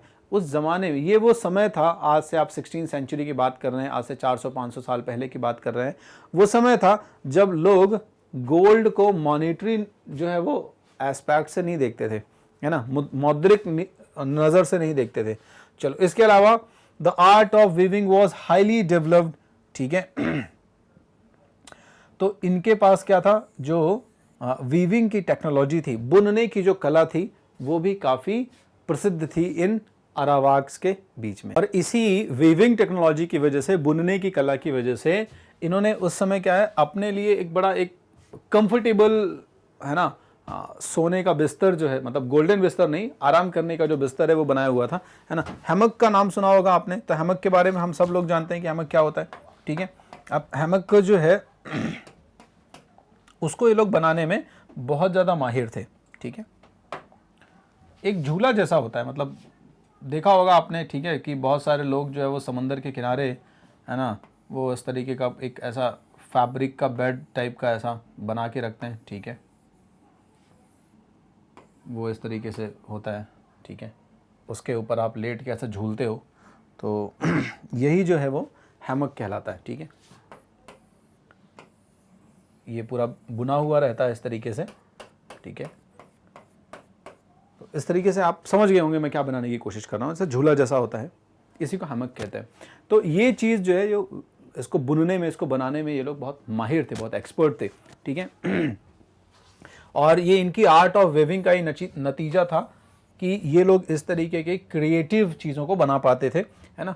और ये इनकी स्पेशलिटी होती थी, ठीक है। हैमॉक बनाना जो होता था ये इनकी स्पेशलिटी, ये झूला या खटोला कह दो, जो भी कह दो आप, ये बनाना इनकी स्पेशलिटी होती थी। और जब यूरोपियंस यहाँ पहुँचेंगे और इनको इस तरीके से आराम करता हुआ देखेंगे तो उनके इमेजिनेशंस के बाहर ही था ये। अभी तक इस तरीके की चीज़ें देखी नहीं थी। आपने देखा ज़्यादातर यूरोपियंस जो हैं वो इस हैमक को जो है वो यूज़ करते हैं ना। जो लोग बीच के किनारे लेटे हुए रहते हैं, उसमें ऐसा झूला खटोला झूलते हुए रहते हैं, तो वो इसको एंजॉय करते हैं। और हमारे इमेजिनेशन में यही चीज़ आती है कि यार ये यूरोपियंस लोग ही लेके आए हैं इसको। बट आपकी जानकारी के लिए यहाँ पर आपको पता होना चाहिए, है ना, कि ये चीज़ बेसिकली अरावाक लोगों से आई है। ये हैमॉक जो है ये इनकी वीविंग टेक्नोलॉजी का पीक पॉइंट था, या जब ये पीक में इनकी वीविंग टेक्नोलॉजी थी तो वो लोग इस तरीके की चीज़ों को बुनते थे। और बाद में यूरोपियंस लोग यहीं से इन चीज़ों को सीख के आगे बढ़ेंगे, ठीक है। चलो, जब स्पेनिश लोग जो है यहाँ पर आएंगे तो स्पेनिश लोगों की जो नीतियाँ थी, जो पॉलिसीज़ थी, उनकी वजह से इनका थोड़ा सा कॉन्फ्लिक्ट होना शुरू हो गया। क्योंकि स्पेनिश लोग थोड़ा सा ग्रीड के चलते आए थे ना यहाँ पे। कोलंबस जब यहाँ से अपना काम शुरू करेगा एक्सप्लोरेशंस का, और यहाँ पे अपना एक जो डोमिनियन है उसको एस्टैब्लिश करने की कोशिश करेगा, अपना राजतंत्र। क्योंकि कोलंबस इस बात की परमिशन लेके भी आया था कि अगर उसको कोई नया क्षेत्र मिलता है तो उस क्षेत्र का जो है वो कहने के गवर्नर अथॉरिटी अपॉइंट किया जाएगा। तो वो उसी लालच में, उसी ग्रीड में, और सोना गोल्ड उसकी ग्रीड में जो है, बाकी रिसोर्सेज की ग्रीड में यहाँ के लोगों को जो है एक्सप्लॉइट करना शुरू करेगा। उसकी बाकी जो उसके साथ आर्मी है वो भी यहाँ के लोगों को इस एक्सप्लॉइट करना शुरू करेगी, ठीक है। तो जब स्पेनिश पॉलिसीज जो है धीरे धीरे यहाँ पर इनके लिए कठोर होनी शुरू हो गई, ठीक है, तो इन्होंने रिवॉल्ट करना भी शुरू कर दिया, ठीक है। और इस रेजिस्टेंस की वजह से ये चीज़ें इनके लिए क्या हुई, बहुत डिजास्ट्रस, बहुत ही खतरनाक प्रूफ हुई। क्लियर है। चलो, यानी कि कुल मिला के आप देखेंगे कि आगे जो हमारी अरावाक लोग हैं, इन अरावाक लोगों की जो पॉपुलेशन धीरे धीरे खत्म होती चली गई, या आप कह दो अरावाक लोग जो है वो हिस्टोरिकल सीन से पूरी तरह से खत्म ही होते चले गए, बहुत कम संख्या में बचे हों। इसका कारण ही था कि स्पेनिश ब्रूटल पॉलिसीज, जिनकी वजह से हमारे अरावाक्स का जो है वो धीरे धीरे एक्सटिंक्शन होता चला गया, या एक्सटिंक्शन की कगार पर, विलुप्त होने की कगार तक पहुंच जाएंगे लोग, ठीक है ना। अच्छा, तो ये तो अरावाक हो गए। अब अरावाक के बाद हम अपने ब्राज़ील के एरिया में आते हैं। अभी तक हमने जो है वो कैरेबियन, हमारे जो आइलैंड है उनके आसपास जो ट्राइब्स रहती थी उनके बारे में बात करी। अब हम बात करते हैं एक दूसरी वहां पे ट्राइब है जिसका नाम है तुपिनाम्बा। So this was the tribe actually which was living on the eastern coast of south America. तो साउथ अमेरिका के ईस्टर्न कोस्ट की तरफ आप देखेंगे तो वहां पर आपको इस तरीके की ट्राइब देखने को मिलेगी। इनका सेटलमेंट कंप्लीटली जो है वो थोड़ा सा डिफरेंट है, मतलब ऐसा नहीं है कि पूरी तरीके से अरावाक से डिफरेंट है, लेकिन इनका सेटलमेंट थोड़ा सा अलग है। क्योंकि ये लोग क्या होता था, गांवों में रहते थे और जंगलों में, इनके जो जंगल होते थे वो गांवों के आसपास होते थे, या मैं कह दूं इनके उल्टा एक्चुअल में कह दो वो ज़्यादा बेटर रहेगा। यानी इनके जो गांव बने हुए होते थे वो जंगलों के ज़्यादा क्लोज होते थे, और उसी से स्पेनिश लोग इनकी आइडेंटिटी जो है वो बनाएंगे। मतलब इनका नाम ही जो रखा गया, या इस क्षेत्र का जो नाम रखा गया, वो इनके सेटलमेंट के बेसिस पर रखा गया। तो आज हम ब्राज़ील का जो नाम जानते हैं कि ब्राज़ील नाम पड़ा कैसे, व्हाट डज इट मीन, जब ब्राज़ील का नाम पड़ा तो ब्राज़ील का नाम कैसे पड़ा, तो इस क्षेत्र में जब स्पेनिश लोग आए और उनका मूवमेंट हुआ, एनकाउंटर हुआ इन ट्राइब से, ठीक है, तुपिनाम्बा ट्राइब से, तो ये लोग जो है वो जिन जंगलों के आसपास रहते थे वो जंगल बेसिकली ब्राज़ील वुड के होते थे, ठीक है। तो ब्राज़ील वुड अगर पेड़ आपने देखा है तो ब्राज़ील वुड पेड़ के जंगल जो है वो यहाँ पर सबसे ज़्यादा मात्रा में होते थे, और ब्राज़ील वुड जंगलों के आसपास बसे हुए जो गांव थे उन्हीं को इन्होंने क्या कहा, ब्राज़ील कहा। और इस तरीके से ब्राज़ील शब्द की उत्पत्ति होती है from the Brazil would word. Brazil would शब्द से ही इनकी उत्पत्ति होती है, इस सेटलमेंट की उत्पत्ति होती है। क्लियर है। अब चूंकि ये जंगलों में रहते थे, इसका मतलब थोड़ा सा एक एजम्पशन है कि इनके पास उस जमाने में आयरन का नॉलेज नहीं था। आयरन का नॉलेज क्यों नहीं था, क्योंकि अगर आयरन का नॉलेज होता तो उस डेंस फॉरेस्ट को अपने सेटलमेंट के लिए बहुत कुछ ये क्लियर कर सकते थे, ध्यान रखिएगा, है ना। तो यहां पर इन्होंने उन डेंस फॉरेस्ट को क्लियर नहीं था किया था, बल्कि उन ब्राज़ील वुड के जंगलों के, सघन जंगलों के आसपास ही अपने सेटलमेंट्स को बनाया था। इसका मतलब ये एजम्पशन है हिस्टोरियंस का कि इनको आयरन या लोहे का जो एक्सेस है, ज्ञान है, वो नहीं था। लेकिन उसके बावजूद भी ये लोग एक बहुत स्वस्थ जीवन जीते थे। उसका कारण बहुत साफ है कि ये नेचर के बहुत क्लोज हैं, डेंस फॉरेस्ट के आसपास रहते हैं, जिससे उनके सफिशिएंट अमाउंट में क्या है, फ्रूट्स मिलेंगे, वेजिटेबल मिलेंगे, फिशेस मिलेंगी, ठीक है ना। और इनको एग्रीकल्चर के ऊपर डिपेंडेंट नहीं रहना होगा, ऑटोमेटिकली नेचर इनको बहुत एबंडेंस में जो है वो फूड अवेलेबल करवा देगी। तो फॉरेस्ट से भी मोर देन सफिशिएंट अमाउंट में फूड इनको अवेलेबल हो जाता था, और वो फूड इतना पर्याप्त होता था। उस समय के ट्राइब का मतलब ऐसा है कि ट्राइबल्स लाखों की संख्या में तो होते नहीं थे, है ना, कि उनको फूड की क्राइसिस होगी। तो जितने अमाउंट में होते थे उतने अमाउंट के लिए इनके पास सफिशिएंट अमाउंट में फूड होता था, ठीक है। और यही इनके स्वस्थ रहने का भी राज होता था, क्योंकि नेचुरली जो अवेलेबल प्रोडक्ट्स हैं उन्हीं को ये लोग क्या करते थे, खाते थे और आराम से प्रसन्नता से जीवन जीते थे। अब आप देखोगे कि जब यूरोपियंस यहाँ पे पहुंचेंगे, ठीक है, जब यूरोपियंस इनसे मिलेंगे तो वो एक अलग संसार से आ रहे थे, जो बरसों के शोषण से आज डेवलप हुआ था यूरोपियंस का समाज। और जब वो इन ब्राज़ीलियन ट्राइब्स के पास पहुंचेंगे तो इनके एनकाउंटर से इन्हें मतलब एक तरीके से एनवी होने लगी, है ना, एक तरीके से जलन होने लगी। क्यों होने लगी? क्योंकि इनको देखेंगे यार ये इतनी स्वतंत्रता से रह रहे हैं और बहुत प्रसन्नता से रह रहे हैं। तो इतनी स्वतंत्रता और प्रसन्नता से कोई कैसे रह सकता है? क्या ऐसा भी समाज में होता है? क्या ऐसी प्रसन्नता मिलती है समाज में? ये चीज़ इनके लिए थोड़ा सा इमेजिनेशन से बाहर थी, है ना। तो आप देख रहे हैं कि यहाँ पर कैरेबियन और हमारा जो ब्राज़ील का एरिया है वहाँ पे किस तरीके से सोसाइटी है। अब हम इनके पॉलिटिकल सिस्टम की तरफ बढ़ेंगे। सोसाइटी आपने बहुत अच्छे समझ ली, और कितने खुशहाल तरीके से ये लोग रह रहे हैं, किस तरीके से इनका रहन सहन है, वो बहुत अच्छे से आपको समझ में आ गया।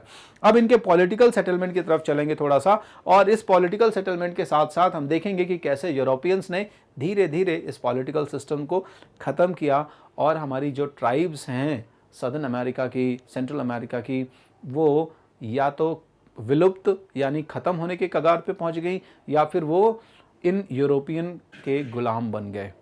तो बने रहिए मैग्नेट ब्रेन्स के साथ। Hello everyone, this is Indra Vikram, welcome to Magnet brains.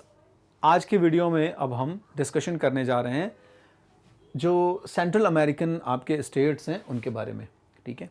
तो state system of central American, इसके पहले वाले वीडियो में हमने कैरेबियन आइलैंड और ब्राज़ील के बारे में डिस्कशन करा था। कैरेबियन आइलैंड और ब्राज़ील में आपकी कुछ ट्राइब्स हैं, जैसे अरावाक ट्राइब्स, इनके बारे में आपने चर्चा करी थी। और अब कुछ और ट्राइब्स हैं जो किस एरिया में हैं, सेंट्रल एंड सदर्न अमेरिका। शुरू के इंट्रोडक्शन वाले पार्ट में मैंने आपको बताया था कि जो ट्राइबल कल्चर है पूरे हमारे अमेरिकन, सेंट्रल अमेरिकन और सदर्न अमेरिका का, इसमें कुछ ऐसी ट्राइब्स हैं जो पूरे जो है वो फॉरेस्ट बेस्ड हैं, एग्रीकल्चर थोड़ा बहुत है, कई बार नहीं भी है, उससे काम चल रहा है, नेचर के ऊपर पूरी तरह से डिपेंडेंट है, ठीक है। इनका कोई बहुत पॉलिटिकल सिस्टम डेवलप नहीं है, इनका कुछ मोनार्कियल सिस्टम जैसा नहीं है ना। एक कलेक्टिव ओनरशिप है, उस कलेक्टिव ओनरशिप में क्लैन वाले व्यवस्था में ये लोग जीते हैं। लेकिन अब आप जिन कम्युनिटीज़ के बारे में पढ़ने जा रहे हैं, ये कम्युनिटीज़ उनसे थोड़ा सा एडवांस या थोड़ा सा सोशल स्ट्रक्चर उनका अलग है। क्यों? क्योंकि हम यहाँ पे नाम ही बोल रहे हैं क्या, स्टेट सिस्टम। तो इनका स्टेट सिस्टम जो है वो डेवलप है। तो यहाँ पर अब आप सेंट्रल और सदर्न अमेरिका के एरिया में कुछ ट्राइब्स के बारे में पढ़ने वाले हैं, जैसे आपकी एज़टेक्स ट्राइब है, ठीक है, जैसे आपकी माया ट्राइब है या माया सिविलाइजेशन है, जैसे आपकी इनका है। तो ये बेसिकली कौन लोग हैं? ये ऐसे लोग हैं जिनका अपना स्टेट सिस्टम जो है वो थोड़ा सा डेवलप है, ठीक है। तो एक एक करके इन सारे ट्राइब्स के बारे में जानेंगे। ये हमारा सदर्न अमेरिका का हिस्सा हो गया। आज के डेट में ये आपको आधुनिक रूप में दिख रहा है, लेकिन जहां आधुनिक रूप में ये राज्य आपको दिख रहे हैं, ऐसे थे नहीं। आज से कई साल पहले ये जो हिस्सा आप देख रहे हो, ठीक है, इस हिस्से को स्पेनिश लोग पूरी तरह से अपनी कॉलोनी के तौर पर डेवलप कर रहे थे, या यहाँ पर स्पेनिश ऑक्यूपेशन था। और इसी एरिया में ऊपर आपकी जो बहुत सारी ट्राइब्स हैं उनके बारे में, ब्राज़ील वुड के जंगलों को काट काट कर हमारे बहुत सारे पुर्तगाली लोग जो हैं वो अपनी इकोनॉमी को सस्टेन करेंगे, आगे ले जाएंगे, ठीक है, और एक्सपोर्ट करेंगे यहाँ से, ब्राज़ील में इंपोर्ट करेंगे मतलब, तो यहाँ पर आप देखोगे स्पेनिश कॉलोनीज हैं, यहाँ पर आपको मिलेंगी पोर्तुगीज कॉलोनीज, ठीक है। इसके अलावा यहाँ पर आपको यूनाइटेड किंगडम की भी कॉलोनीज मिलेंगी। क्लियर, मतलब ग्रेजुअली धीरे धीरे यहाँ पर ये पूरा सदर्न अमेरिका का हिस्सा कॉलोनाइज्ड हो जाएगा। कॉलोनाइज का मतलब है कि यहाँ के रिसोर्सेस को अपने मदर या अपने पेरेंट नेशन के लिए, अपनी जो मदर कंट्री है उसके लिए ये यूरोपियंस एक्सप्लॉइट करना शुरू करेंगे। फिलहाल इनका आगमन अभी होगा, जिसमें से बेसिकली स्पेनिश और पोर्तुगीज के बारे में आप जानेंगे। यूनाइटेड किंगडम वगैरह की कहानी अभी बाद में है। इसलिए मैं शुरू करता हूं किससे, हमारे इन ट्राइबल लोगों से। तो पहले आपको बता देता हूं यहाँ पर सेंट्रल अमेरिका और सदर्न अमेरिका का जो पार्ट है वो किस तरीके से था। सो कैरेबियन और ब्राजील के सेटलमेंट के जस्ट अपोजिट या उससे जस्ट अलग, क्योंकि कैरेबियन और ब्राजील का सेटलमेंट अभी आपने देख लिया। सो उस वहाँ पर सेटलमेंट किस तरीके से है, आपने देखा अरावाक लोग हैं। तो अरावाक लोग जो है उनको जब कैरिब्स लोग फोर्स करते हैं तो वो लोग जो है वो छोटे छोटे दूसरे आइलैंड से मूव करते हैं। इतने पीस लविंग हैं कि वो नेगोशिएट करते हैं, ज़्यादा फाइट वाइट करते नहीं हैं। कलेक्टिव फूड कल्टीवेशन करते हैं, एक दूसरे का ध्यान रखते हैं, है ना। नाव वगैरह से पूरे उस समुद्र के इलाके में घूमते हैं, है ना। तो एज़टेक लोग इस तरीके से थे, बड़े मतलब शानदार तरीके से रहते हैं वहाँ पे। तो कुल मिला के इतनी जो खुशी का उनका माहौल था, उस खुशी के माहौल को यूरोपियंस बर्दाश्त नहीं कर पाए, है ना। तो वो तो आपने देख लिया। और अब यहाँ पे अब आप देखोगे कि उसके जस्ट उलट कैरेबियन और ब्राज़ील के सिस्टम से जस्ट उलट यहाँ पर कुछ ट्राइब्स हैं जो सेंट्रल अमेरिका और सदर्न अमेरिका के हिस्से में रह रही हैं। ये लोग स्टेट के फॉर्म में ऑर्गेनाइज हैं, यानी इनका जो ऑर्गेनाइजेशन है वो अपने आप को एक तरीके से एक छोटे पॉलिटिकल सिस्टम के तौर पर डेवलप करता है। स्टेट का मतलब हो गया यहाँ पर कि थोड़ा सा पॉलिटिकल सिस्टम है। वहाँ पर क्लैन वाली व्यवस्था चल रही थी, लेकिन यहाँ पर क्या होगा, यहाँ पर भले आपको क्लैन मिल जाए, लेकिन क्लैन में आपको फिर क्या मिलेगा कि एक किंग का कॉन्सेप्ट मिलेगा, और उस किंग के अंडर में बहुत सारे लोग जो होंगे पूरे कम्युनिटी के वो रूल कर रहे होंगे, ठीक है। किंग को असिस्ट करने के लिए एक आध लोग होंगे ट्राइबल में से, है ट्राइबल कल्चर ही, लेकिन फिर भी आपको थोड़ा सा ऑर्गेनाइज स्टेट्स की तरह मिलेंगे। क्लियर है। ये लोग अपना जीवन यापन कैसे करते थे, इन लोगों का जीवन यापन करने के लिए सफिशिएंट अमाउंट में वहां पर कॉर्न प्रोड्यूस होता था। क्लियर है। तो बेसिकली इनका जो लाइवलीहुड है वो एग्रीकल्चर के ऊपर चल रहा है। यहां से आपको क्लियर हो गया। एग्रीकल्चर में ये लोग कॉर्न प्रोड्यूस करते थे ज्यादातर, और इसी कॉर्न का इस्तेमाल ये लोग क्या करते थे, ट्रेड के लिए भी करते थे। जब इनके पास सरप्लस अमाउंट में वो कॉर्न आता था, यानी जब प्रोड्यूस होता था, तो उस कॉर्न का इस्तेमाल ये लोग क्या करते थे, ट्रेड करने के लिए करते थे, ठीक है। तो दूसरे एरियाज के जो ट्राइब्स हैं, है ना, मतलब एक तरीके से इंटर कल्चरल जो एक्सचेंज होता था, उस इंटर कल्चरल एक्सचेंज में दूसरी ट्राइब्स के साथ में जो इनका आदान प्रदान होगा, एक्सचेंज होगा, उसमें उनसे कॉर्न ले लिया, ठीक है, और उनसे कुछ और चीज़ ले ली। तो इस तरीके से जो भी कमोडिटीज़ की रिक्वायरमेंट होती थी वो पूरी हो जाती थी, ठीक है। तो यहाँ पर एज़टेक्स, मायंस और इंकास, ये तीन सिविलाइजेशन के बारे में पढ़ोगे आप, और इन तीनों सिविलाइजेशन का जो बेस होगा वो थोड़ा सा ये अर्बनाइज्ड टाइप का होगा, थोड़ा सा ऑर्गेनाइज्ड स्टेट टाइप का होगा। यानी पहले हमने जो सिविलाइजेशन पढ़ी कहाँ की, हमारे कैरेबियन और ब्राज़ील के एरिया की, उनकी सिविलाइजेशन से जस्ट अलग या थोड़ा सा डिफरेंट ये लोग कंपैरेटिवली डेवलप्ड हैं।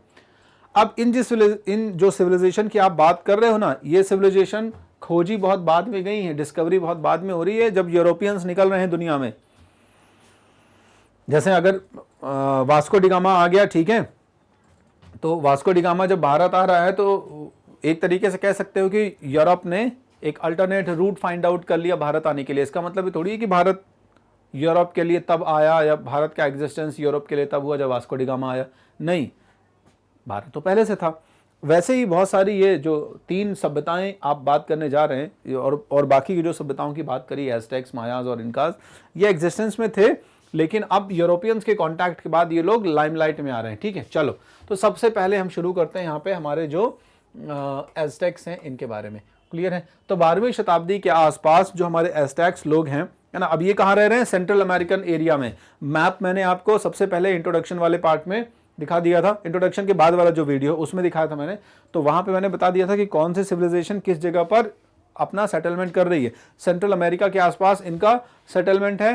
तो 12वीं शताब्दी के आसपास, 12th सेंचुरी के आसपास जो एज़टेक्स हैं they had migrated from the north into the central valley of Mexico. Clear है? तो इनका एग्जिस्टेंस जो है, इनका सेटलमेंट पहले नॉर्थ अमेरिका के हिस्से की तरफ था। नॉर्थ अमेरिका भी उस समय अनएक्सप्लोर्ड है अभी, है ना, ध्यान रखना। यहां पर आज जो आपको सिविलाइजेशन मिल रही है, जो यूरोपियंस दिख रहे हैं, वास्तविकता में ये यूरोपियंस नहीं रहते थे। यहां पर बहुत सारी छोटी छोटी ट्राइब्स रहती थी। ठीक है, अब ट्राइबल कॉन्फ्लिक्ट्स होते रहते थे। उन ट्राइबल कॉन्फ्लिक्ट्स के चलते जब भी कोई दूसरी ट्राइब कंपैरेटिवली थोड़ी हम्बल हो जाती थी, या कंपैरेटिवली वो या डिफीट कर दी जाती थी दूसरी ट्राइब के द्वारा, या फिर ये कॉम्प्रोमाइज कर लेते थे नेगोशिएशंस के द्वारा, तो वो दूसरे एरियाज की तरफ मूव कर जाते थे। अब इनको प्रॉब्लम होती नहीं थी, क्योंकि ये लोग जो है वो कोई इतना, अभी शुरुआत में इतना ऑर्गेनाइज नहीं थे, धीरे धीरे ऑर्गेनाइज हुए होंगे ना। तो शुरुआत में एक सिंपल सोसाइटी रही होगी, रूरल से अर्बन की तरफ गए होंगे। तो उस समय नॉर्थ से ये लोग सेंट्रल वैली ऑफ मैक्सिको की तरफ से मूव कर गए, ध्यान रखिएगा। क्लियर है?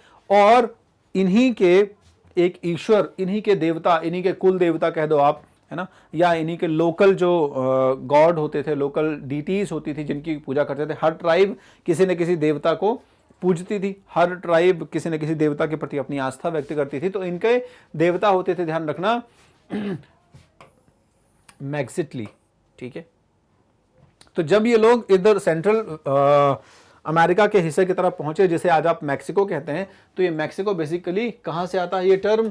ये आता है हमारे एज़टेक्स के जो देवता हो गए, हमारे एज़टेक्स के जो ट्राइबल गॉड हो गए, ठीक है, कबीलाई देवता हो गए, मैक्सिली। ठीक है, सो मैक्सिली से ही बेसिकली मैक्सिको की उत्पत्ति होती है, ध्यान रखिए। चलो, अब जो एज़टेक सोसाइटी है हमारी, ये हायरार्किकल सोसाइटी थी, ध्यान रखना।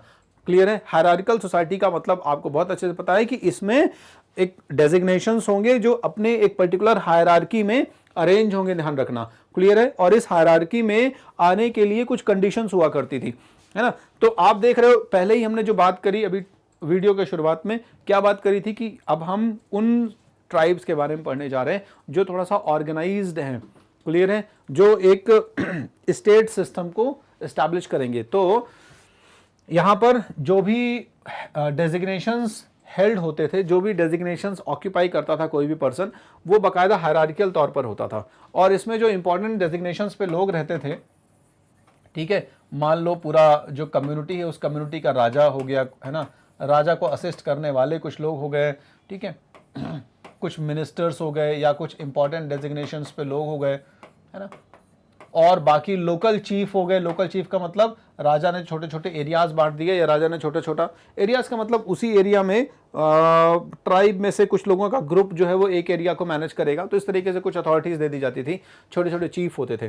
तो अब ये जो लोग हैं जिनको आप नोबिलिटी कह सकते हैं, ये लोग क्या है, बाय बर्थ जो है चुने जाते थे, है ना। या जैसे मान लो प्रीस्ट वगैरह की पोस्ट पे जाना है किसी को, तो वो भी हायरार्की से ही आएगा, है ना। या फिर मान लो किसी को बकायदा राजा ने खुश होकर उसकी ब्रेवरी से, भले वह हायरार्की में नहीं आता था, कोई रैंक दे दी हो, लेकिन बाद में फिर उसके जो वंशज हैं वो उसको इनहेरिट कर सकते हैं। तो यहाँ पर हायरार्किकल सिस्टम चलता है, ध्यान रखना। और नोबिलिटी में अलग अलग तरीके की डेजिग्नेशन के लोग होते थे, ठीक है। जैसे जन्म से कुछ लोग नोबेल हैं, दरबार के या शाही दरबार या शाही घर के, शाही परिवार के हिस्सा हैं, शाही परिवार के पार्ट में आते हैं, तो वो लोग अपने डेजिग्नेशंस को आगे तो वो कंटिन्यू करेंगे। इसके अलावा जो प्रीस्ट हैं, प्रीस्ट का भी पद ऐसा होता था जिसमें माना जाता था कि भाई जो अभी प्रीस्ट है वो आगे अपने बच्चों को भी वही चीज़ सिखाएगा, इसलिए वो भी हायरार्की में जाएगा। इसके अलावा राजा बहुत सारे जो कुछ पोस्ट डिस्ट्रीब्यूट कर देते थे, रैंक दे देते थे, तो शुरुआत में वो रैंक भले हायरार्किकल ना रही हो, लेकिन बाद में वो हायरार्किकल हो जाती थी, ठीक है। नोबेल्स चुने कैसे जाते थे? So the Nobel choose from among them a supreme leader, ठीक है ना। यानी कि कोई भी ऐसा लीडर, है ना, ऑब्वियस ही बात है, इनमें वो एक कंपटीशन बेस्ड सिस्टम होता था। उस कंपटीशन बेस्ड सिस्टम में जो भी person as a leader emerge होके आता था, फाइट होगी या फिर इनके अपने कुछ कॉम्पिटिशन्स होते थे, रिचुअल्स होते थे, कस्टम्स होते थे, जिन कस्टम्स के थ्रू लीडर्स को चुना जाता था। क्लियर है? और फिर ये लीडर अंटिल हिज डेथ, अपनी मृत्यु तक वो उस पोस्ट पर रहता था, ध्यान रखना। क्लियर है? तो इस तरीके से वो नोबेल की जो पोस्ट या मंत्री या जो भी एक इंपॉर्टेंट रॉयल डेजिग्नेशन की पोस्ट होती थी, वो आगे तक मूव करती थी या फॉरवर्ड होती थी, ठीक है। राजा जो होता था, राजा को एक डिवाइन पर्सनालिटी माना जाता था एज़टेक कम्युनिटी में, और राजा को ये माना जाता था कि राजा जो है he is the representative of sun god on the earth, ठीक है। तो राजा के साथ सब डिविनिटी इज अटैच्ड, ठीक है। राजा के साथ कुछ दैवीय जो है वो डेजिग्नेशन जो है वो जुड़ा हुआ है, डिविनिटी का कंसेप्ट जुड़ा हुआ है, और राजा को एक तरीके से क्या मानते थे ये लोग, सूर्य का रिप्रेजेंटेटिव, सन का रिप्रेजेंटेटिव मानते थे अर्थ में। तो कुल मिला के आप देख सकते हैं ना, हर ट्राइब, हर सिविलाइजेशन में कुछ एक चीज कॉमन आपको मिल रही है यहाँ पे। चलो अलग अलग इस कम्युनिटी में जो रिस्पॉन्सिबिलिटी मिलती थी अलग अलग टाइप के इंडिविजुअल्स को, ठीक है, उनमें कुछ ग्रुप्स ऐसे होते थे, कुछ ऐसे डिजिग्नेशंस होते थे जो काफ़ी रिस्पेक्टेड या जो काफ़ी जो है वो सम्मान पाते थे उस कम्युनिटी में। जैसे कि कौन से लोग हो गए, जो वॉरियर्स लोग होते थे, योद्धा हो गए, फाइटर्स हो गए, ठीक है। तो ज़्यादातर जो यूथ हो गए इस कम्युनिटी के, एज़टेक कम्युनिटी के, वो वॉरियर्स में इंक्लूड होते थे। प्रीस्ट जो पुजारी या पुरोहित होता था, जो बहुत सारे कस्टम्स, रिचुअल्स और ट्रेडिशंस को ध्यान में रखता था, उनको अंजाम देता था, ठीक है। इसके अलावा नोबल्स, राजा के जो सबऑर्डिनेट लोग हो गए, ये लोग मोस्ट रिस्पेक्टेड ग्रुप में आते थे, ध्यान रखना, क्लियर है। यानी इन लोगों को काफ़ी हद तक क्या काफ़ी जो है वो सम्मान की दृष्टि से देखा जाता था। ऑब्वियस सी बात है, प्रिविलेज क्लास है तो सम्मान तो मिलेगा ही। इनके अलावा दूसरा एक वर्ग, जो अगला एक वर्ग आएगा, वो आएगा व्यापारी का। बहुत रिस्पेक्टेबल भले ना हो, लेकिन इस वर्ग के पास विशेषाधिकार होते थे, है ना। विशेषाधिकार आप एज्यूम कर सकते हैं क्यों होते रहे होंगे, क्योंकि सोसाइटी के जो नीड्स हैं, पॉलिटिकल सिस्टम को सपोर्ट करने के लिए जो एसेंशियल फंड है वो अरेंज करने में डेफिनेटली ट्रेडर्स का कंट्रीब्यूशन रहता है, ध्यान रखना है ना। इसीलिए ये जो ट्रेडर्स होते थे, ये इनको काफ़ी प्रिविलेजेस, काफ़ी विशेषाधिकार मिलते थे, ठीक है। और ये ट्रेडर्स सिर्फ व्यापार ही नहीं करते थे, कई बार ये लोग मैसेंजर की भी भूमिका निभाते थे दरबार में। यानी जो राजा होता था, जब भी कभी कुछ मैसेजेस एक्सचेंज करने होते थे, वो चाहे एक ट्राइब से दूसरे ट्राइब में करना हो, है ना, क्योंकि बाहर की दुनिया से तो अभी ये अनभिज्ञ हैं, इन्हें पता ही नहीं है कि यूरोप में दुनिया में क्या परिवर्तन चल रहे हैं, क्योंकि यूरोप को अभी ये जानते ही नहीं है, यूरोप इन्हें भी नहीं जानता। तभी तो पहली टाइम एनकाउंटर हो रहा है, और तभी हमारे चैप्टर का नाम है कन्फ्रंटेशंस ऑफ कल्चर, है ना। तो जो एक कॉन्टिनेंटल ट्राइब है इनकी, मतलब उसी महाद्वीप में रहने वाली, जो सदर्न अमेरिका के पार्ट में रहने वाली जो ट्राइब है, उनके साथ तो मैसेजेस के एक्सचेंज होते ही रहेंगे, है ना। तो जो उनकी नॉन ट्राइब्स हैं, उनके साथ जब भी मैसेजेस के एक्सचेंज होंगे, तो ये लोग अपने इन ट्रेडर्स को, व्यापारियों को एम्बेसडर, दूत के तौर पर भेजते थे। और कभी कभी तो ये व्यापारी व्यापार करने के लिए जब एक ट्राइब से दूसरी ट्राइब में जाते थे, तो स्पाई का भी काम करते थे, ठीक है, गुप्तचरों के भी रोल को ये इक्वली निभाते थे। तो आप देख सकते हैं कि जब हमने ये डिस्कशन शुरू किया और हमने कहा कि वेल ऑर्गेनाइज्ड स्टेट, है ना, कि ये जो हमारी ट्राइब्स हैं ये बहुत ही सुसंगठित राज्य व्यवस्था को चला रही हैं, और ये राज्य व्यवस्था वैसी यूरोप जैसी या भारत के राज दरबारों जैसी नहीं कि सोने का सिंहासन लगा हुआ है, राजा बैठे हुए हैं, बड़े विशाल महल बने हुए हैं ये ट्राइब्स ही, लेकिन उसके बावजूद भी अपना एक सुसंगठित, एक well organised political system, state system बनाया हुआ है। इनका ये है कि ये एज़टेक की बाउंड्रीज हैं, ये एज़टेक्स का एरिया है, ये उनकी कैपिटल है, ये पूरा कंसेप्ट उनका जो है वो वेल फैब्रिकेटेड है, क्लियर है। चलो ये तो वो तबका हो गया जो एडमिनिस्ट्रेशन में सहायता करता था एज़टेक कम्युनिटी में या एज़टेक ट्राइब में, लेकिन इसके अलावा भी एज़टेक ट्राइब या कम्युनिटी में कुछ ऐसे लोग थे जो वेल रिस्पेक्टेड थे। ये वो तबका है जो हमेशा से सम्मान पाता रहा है ना। टैलेंटेड आर्टिसंस, जो कलाकार होते थे, ये लोग, फिजिशियंस, जिनको कुछ मेडिसिन का नॉलेज होता था, ठीक है, ये लोग अपने टैलेंट की वजह से। इसके अलावा टीचर्स वर ऑल्सो रिस्पेक्टेड। तो शिक्षकों को भी यहाँ पे पर्याप्त सम्मान प्राप्त होता है। जब आप अभी डिस्क्रिप्शन देख रहे हैं तब डिस्क्रिप्शन में लगेगा कि एज़टेक्स अपीरेंटली मतलब ऊपर से देखने में बिल्कुल भी ट्राइबल नहीं लग रहे हैं, बिल्कुल भी मतलब कबीलाई व्यवस्था जैसी इनकी व्यवस्था नहीं लग रही है। तो आप एक तरीके से भी कह सकते हो कि हाँ,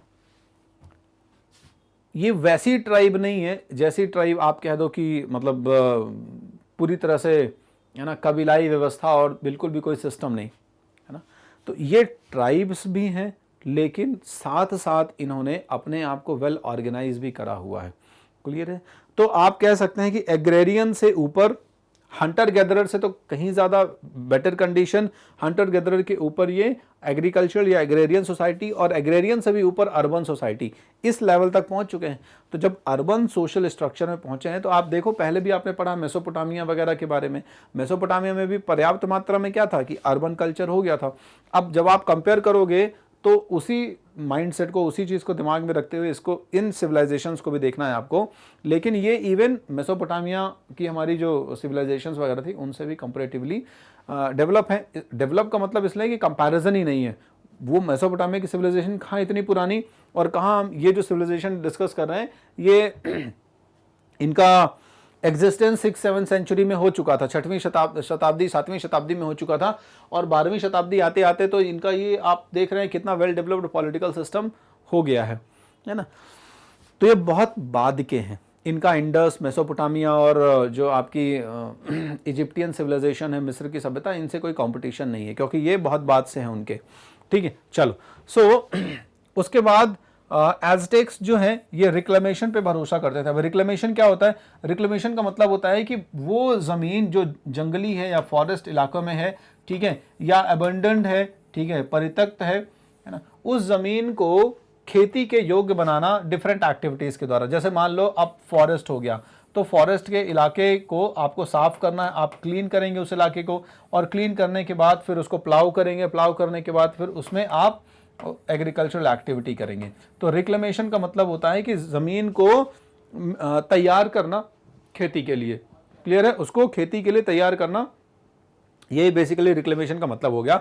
तो एज़टेक्स जो है वो जगह है, ऐसी जगह जो एग्जैक्टली एग्रीकल्चर के लिए यूज़ नहीं होती थी, उस ज़मीन को, उस एरिया को भी खेती के तौर पर इस्तेमाल में लेके आते थे, है ना, थ्रू द प्रोसेसिंग। उसको बाकायदा क्या करते थे, उसकी सफाई करते थे। सफाई करने के बाद, या फिर अगर वहाँ जंगल है तो उन जंगलों को जला दिया, ठीक है, और उसके बाद फिर उनकी सफाई करी, या फिर उन जंगलों को साफ़ कर दिया, काट दिया, और उसके बाद फिर उस मिट्टी को तैयार किया, प्लाऊ वगैरह किया, और ना, तो एक प्रॉपर प्रोसीजर के थ्रू उसको कल्टिवेबल एरिया में लेके आना।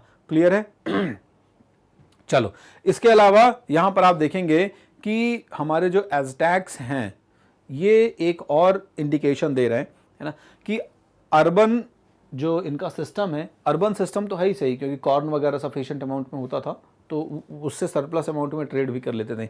उसके साथ साथ कहीं ना कहीं एग्रीकल्चरल एक्टिविटी भी इनके यहाँ डोमिनेटेड थी। तो एग्रीकल्चरल एक्टिविटी भी इनको काफ़ी कुछ हेल्प कर रही थी।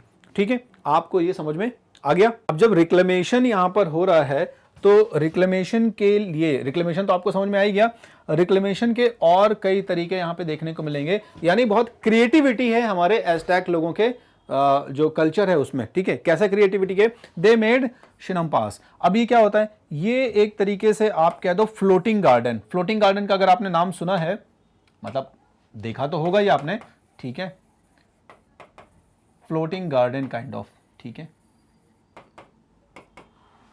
अब इसमें होता ये है कि जिस तरीके से रिक्लेमेशन में क्या होता है कि हम कोई वेस्ट लैंड है या कोई वाटर बॉडी है ना, तो कोई भी ऐसी ज़मीन जो एग्रीकल्चरल पर्पस में नहीं है उसको हम रिक्लेम करते हैं। ये शब्द कहाँ से आ रहा है? रिक्लेम। रिक्लेमेशन कहाँ से? रिक्लेम, क्लेम करना किसी को, है ना, तो उसको अपने यूज़ में लेके आना एक तरीके से।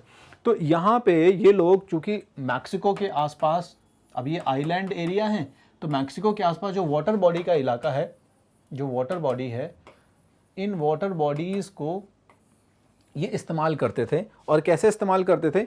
रीड, आपको पता ही है ना, रीड जो है एक पेड़ होता है ना, इससे लिखने के लिए भी जो एक कलम बनाई जाती थी पुराने टाइम पे, तो ये लोग उसी को बहुत प्रोसेस करते थे, है ना, काट वाट के, छील विल के, और उसके ऊपर मड की एक बड़ी लेयर बनाते थे, और उसके बाद उस पूरे जो मड से और लकड़ी से पूरा जो एक फ्लोटिंग स्ट्रक्चर बनता था, उस फ्लोटिंग स्ट्रक्चर का इस्तेमाल करके इन लेक्स के ऊपर एग्रीकल्चर के लिए उसको इस्तेमाल करते थे। ठीक है, तो यहीं से ये शब्द शिनम्पास आया है ना। आर्टिफिशियल आइलैंड्स भी बनाए इन्होंने। आर्टिफिशियल आइलैंड का मतलब है अब वो लेक वाले एरिया को अपने हिसाब से प्रोसेस करके उस पानी को डिस्प्लेस करके वहाँ पे क्लियर है, उसको एग्रीकल्चर के पर्पस पे इस्तेमाल किया। तो आप देख रहे हैं कि द लेवल ऑफ क्रिएटिविटी, इनकी जो लेवल ऑफ क्रिएटिविटी है, या फिर आप कह सकते हैं कि इनका जो नॉलेज है कि रिसोर्सेज को कैसे यूटिलाइज करना है, दैट वाज वेरी यूनिक। अब आप यूरोपियंस के साथ इनकी तुलना करोगे जब, तो आपको लगेगा कि ये हमारे जो हैं कहीं ज़्यादा एडवांस हैं। 13-14 सेंचुरी के आसपास इनको इस तरीके की चीज़ें आती थी, शैम्पास बनाना, आर्टिफिशियल आइलैंड्स क्रिएट करना, ठीक है, और अभी आपने देखा हैमॉक वगैरह क्रिएट करना, है ना। ये चीज़ें यूरोप में भी इस्तेमाल की जा सकती थी, कहीं ना कहीं थोड़ी बहुत मात्रा में इस्तेमाल की जा सकती थी, बट क्योंकि यूरोप भी क्या है, अब आइलैंड नेशन है छोटे छोटे, वहाँ पे भी वाटर बॉडीज़ हैं चारों तरफ, तो वहाँ पे भी इस तरीके की टेक्निक को इस्तेमाल किया जा सकता था। हालांकि वेदर उस चीज़ को सपोर्ट नहीं करता था, लेकिन फिर भी काफ़ी हद तक इन चीज़ों को जो है वो एक्सप्लोर किया जा सकता था। क्लियर है। तो शैम्पास यानी फ्लोटिंग गार्डन बनाते थे, उन फ्लोटिंग गार्डन का इस्तेमाल ये कुछ एग्रीकल्चरल पर्पस पे करते थे, ठीक है। आर्टिफिशियल आइलैंड्स बनाते थे, है ना, ताकि वाटर को डिस्प्लेस करके उसको भी एग्रीकल्चरल पर्पस में इस्तेमाल किया जा सके। क्लियर है।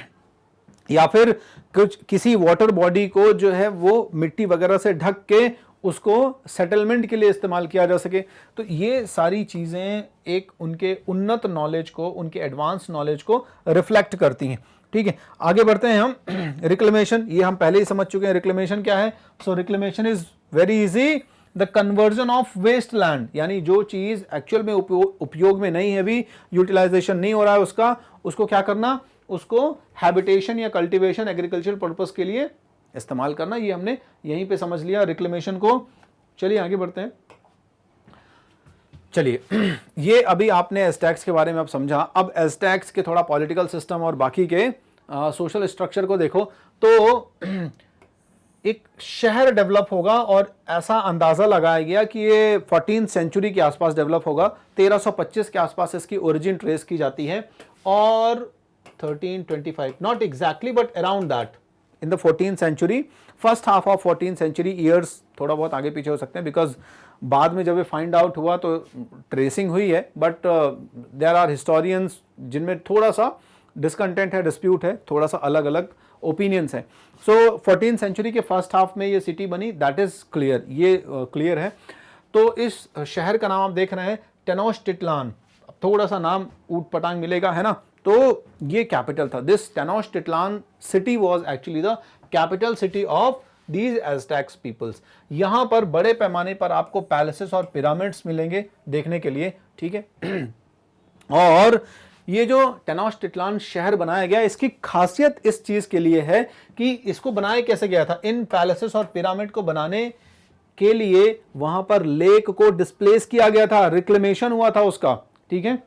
ये चीज आसान नहीं है, समझ रहे हो आप। तो they all were rose dramatically out of the lake, यानी उस लेक के एरिया से, लेक मैक्सिको के आसपास का जो इलाका है, उस लेक मैक्सिको के वाटर बॉडी वाले इलाके पर इन्होंने इस शहर का डेवलपमेंट किया है, कैपिटल बनाई है अपनी, ठीक है, टेनोच्टिट्लान। और इस टेनोच्टिट्लान नाम के जो शहर है उसमें आपको, अब चूंकि कैपिटल ही है, अब पॉलिटिकल सिस्टम जब दिख रहा है इतना बड़े लेवल का, तो वहां पे पैलेसेस होंगे, पिरामिड्स होंगे, टेम्पल्स होंगे, मंदिर होंगे, वो सारी चीजें हमें यहाँ पे देखने को मिलती है। तो capital city banana is not a big deal, the big deal is that how they have created that city, है ना। वो शहर बनाया कैसे, क्रिएट कैसे किया इन्होंने। तो उस लेक के लेक से एक शहर निकालना, ये चीज मतलब उनके इंजीनियर माइंड को जो है वो रिफ्लेक्ट कर रही है, उनके थोड़ा सा एक क्रिएटिविटी लेवल को रिफ्लेक्ट कर रही है, ठीक है। चलो, temples were dedicated to the gods of war and the sun, ठीक है। तो सूर्य इनका जो है वो बहुत महत्वपूर्ण गॉड है, ठीक है। सूर्य जो है वो बहुत महत्वपूर्ण, सबसे मोस्ट इंपॉर्टेंट जो है वो डीटी है। डीटी का मतलब तो समझ गए होंगे, यानी मूर्ति कह दो या डिवाइन जो भी फिगरिन कह दो। चलो, तो सन इनका एक बहुत इंपॉर्टेंट डीटी है। इसके अलावा चूंकि पॉलिटिकल सिस्टम डेवलप होगा और पुराने समय में हर एक चीज को थोड़ा सा डिविनिटी से जोड़ के देखा जाता था, तो यहाँ पर हमारे जो युद्ध के देवता हैं, गॉड ऑफ वॉर, इनका भी जिक्र मिलता है हमें। और गॉड ऑफ वॉर जो है इनके लिए बाकायदा, इनको ऑफरिंग्स करने के लिए, इनको प्लीज करने के लिए, इनको प्रसन्न रखने के लिए मंदिरों का निर्माण किया जाता था, ठीक है। चलिए, बेसिकली जो हमारा एम्पायर है इसमें आपने शुरुआत में पढ़ा था कि अर्बन साइंस शहरी निशान आपको दिख रहे थे, लेकिन अगर आप ओवरऑल असेसमेंट देखेंगे तो आपको ये पूरी तरीके से शहर नहीं दिखेगा, ये रूरल बेस में ही था। ठीक है, तो अब चीज़ क्लियर हो गई यहाँ पे कि ये जो ट्राइबल्स हैं, ये ट्राइबल्स जैसा कि हमने चर्चा करी वीडियो में कि अर्बन एक एडवांसमेंट की तरफ थे क्योंकि ट्रेड वगैरह इनमें शुरू हो गया था, लेकिन ट्रेड अभी उस लेवल पे भी नहीं था और ना ही सेटलमेंट इस लेवल पर था लोगों का, ठीक है, कि वो इस प्योर अर्बन सोसाइटी को सपोर्ट कर सकता। इसलिए अभी भी इस पूरे एम्पायर का जो बेस है, फाउंडेशन है, वो ग्रामीण ही था, ध्यान रखिएगा। मतलब कुल मिला के कह दो कि ट्रांजिशन फेज पर हैं ये लोग, एक ऐसी सोसाइटी जो ट्रांजिशन पर है, जो अभी फाउंडेशन उसकी रूरल है लेकिन वो एक अर्बन सेटलमेंट की तरफ जाने के लिए तैयार है। चलो, पीपल कल्टिवेटेड कॉर्न, सबसे महत्वपूर्ण चीज तो इनकी क्या होती थी, कॉर्न। सबसे ज्यादा बड़े लेवल पर इनको जो कल्टिवेट करना होता था वो होता था कॉर्न। इसके अलावा बीन्स, स्क्वाश, पंपकिंस, ठीक है, मैनियोक रूट एक तरीके का पौधा होता है उससे, potatoes and other crops, these were the crops which were cultivated. तो एज़टेक लोगों की जो महत्वपूर्ण फसलें होती थी वो ये फसलें हुआ करती थी, ध्यान रखना है ना। एक कलेक्टिव ओनरशिप का कंसेप्ट हमारे एज़टेक में भी आपको मिलेगा देखने के लिए। कलेक्टिव ओनरशिप का मतलब है कि यहाँ पे भी जो लैंड है वो इंडिविजुअल ओनरशिप में नहीं होती थी, ध्यान रखना, ठीक है। Land was not owned by individuals, ठीक है। तो यहाँ पर कलेक्टिव ओनरशिप का कंसेप्ट है, एक पूरा क्लैन है जो एक स्पेसिफिक अमाउंट ऑफ लैंड की ओनरशिप रखेगा, बजाय इसके कि कुछ इंडिविजुअल्स, है ना। तो यूरोप के इतर आपको एक अलग ही व्यवस्था दिख रही है। इसीलिए तो मतलब अब आप देखो, इनको पढ़ रहे हो, इसके अलावा इसके पहले के चैप्टर्स आपने पढ़े सेंट्रल इस्लामिक लैंड के, इसके बाद मंगोल्स के पढ़े, है ना। तो पर्टिकुलरली मुझे तो यूरोप ऐसा लग रहा था कि बहुत कुछ उसे सीखना बाकी था अभी, है ना, बाकी दुनिया के देशों से। So land was owned not bye individuals but by clans. तो जो क्लैन है, परिवार हैं, कुनबे और बाकायदा मैं कहूँ ग्रुप ऑफ पीपल है, ये एक तरीके से ग्रुप में लैंड को होल्ड करते थे, ठीक है। Which also organised public construction work, और इसी तरीके से ग्रुप में ही जो है वो पब्लिक बिल्डिंग्स वगैरह होती थी, उनके कंस्ट्रक्शन में इन लोगों का कंट्रीब्यूशन होता था, ठीक है। यानी मिलकर उस किसी भी पब्लिक बिल्डिंग को, जैसे टेम्पल हो गए, पैलेसेस हो गए, पिरामिड्स हो गए, उनको ये लोग कंस्ट्रक्ट करते थे, ठीक है। हाँ, अब आप देखेंगे कि जो हमारे यूरोपियन सर्फ हो, जो कामगार लोग होते थे, मजदूर कह दें आप, मजदूर होते थे, उन्हीं की तरह यहाँ पर भी आपको एक कैटेगरी मिलेगी, ठीक है। So peasants like European serf were attached to lands owned by the nobility, ठीक है।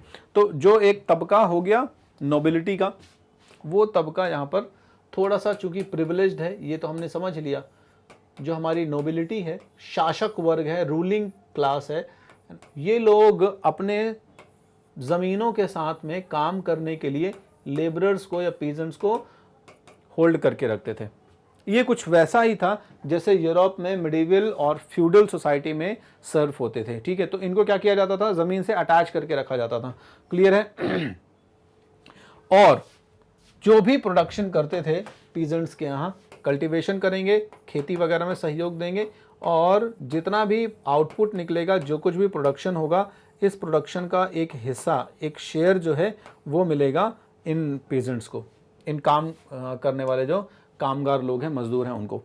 फिर भी यूरोपियन सर्फ की तरह आप कह सकते हैं सिर्फ ये अटैच हैं, एक्सप्लॉयटेशन उस लेवल पे नहीं है, ठीक है, जिस लेवल पर वहाँ पर एक्सप्लॉयटेशन होता था। बट हाँ, मोर और लेस नेचर वही है, क्योंकि इन पेजेंट्स को भी पूरी तरीके से अपनी चीज़ों के लिए, अपने नीड्स के लिए डिपेंडेंट रहना पड़ता था नोबिलिटीज़ के ऊपर, ठीक है। और काम के बदले में उन्हें भोजन उपलब्ध हुआ करता था वहाँ पे, ठीक है। चलो और सेम टाइप का सिस्टम कुछ आपको देखने को मिलेगा सोसाइटी के फॉर्म में। यहाँ जो गरीब तबका है एज़टेक सोसाइटी का, जो वहाँ पर आप कहें अंडर, है ना,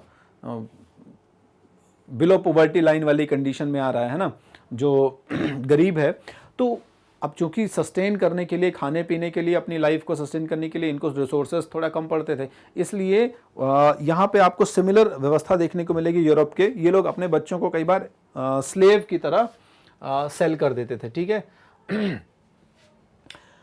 ये स्लेव या स्लेवरी का जो टाइम पीरियड होता था ये रेस्ट्रिक्टेड होता था, या आप कह दो कि ये यूरोप के तरह की स्लेवरी नहीं है जो रोमन एम्पायर में इवन होती थी। रोमन एम्पायर में आपने पढ़ा था कि स्लेवरी होती थी और पूरे जीवन भर के लिए कई बार स्लेव के तौर पर माता पिता अपने बच्चों को भेज देते थे।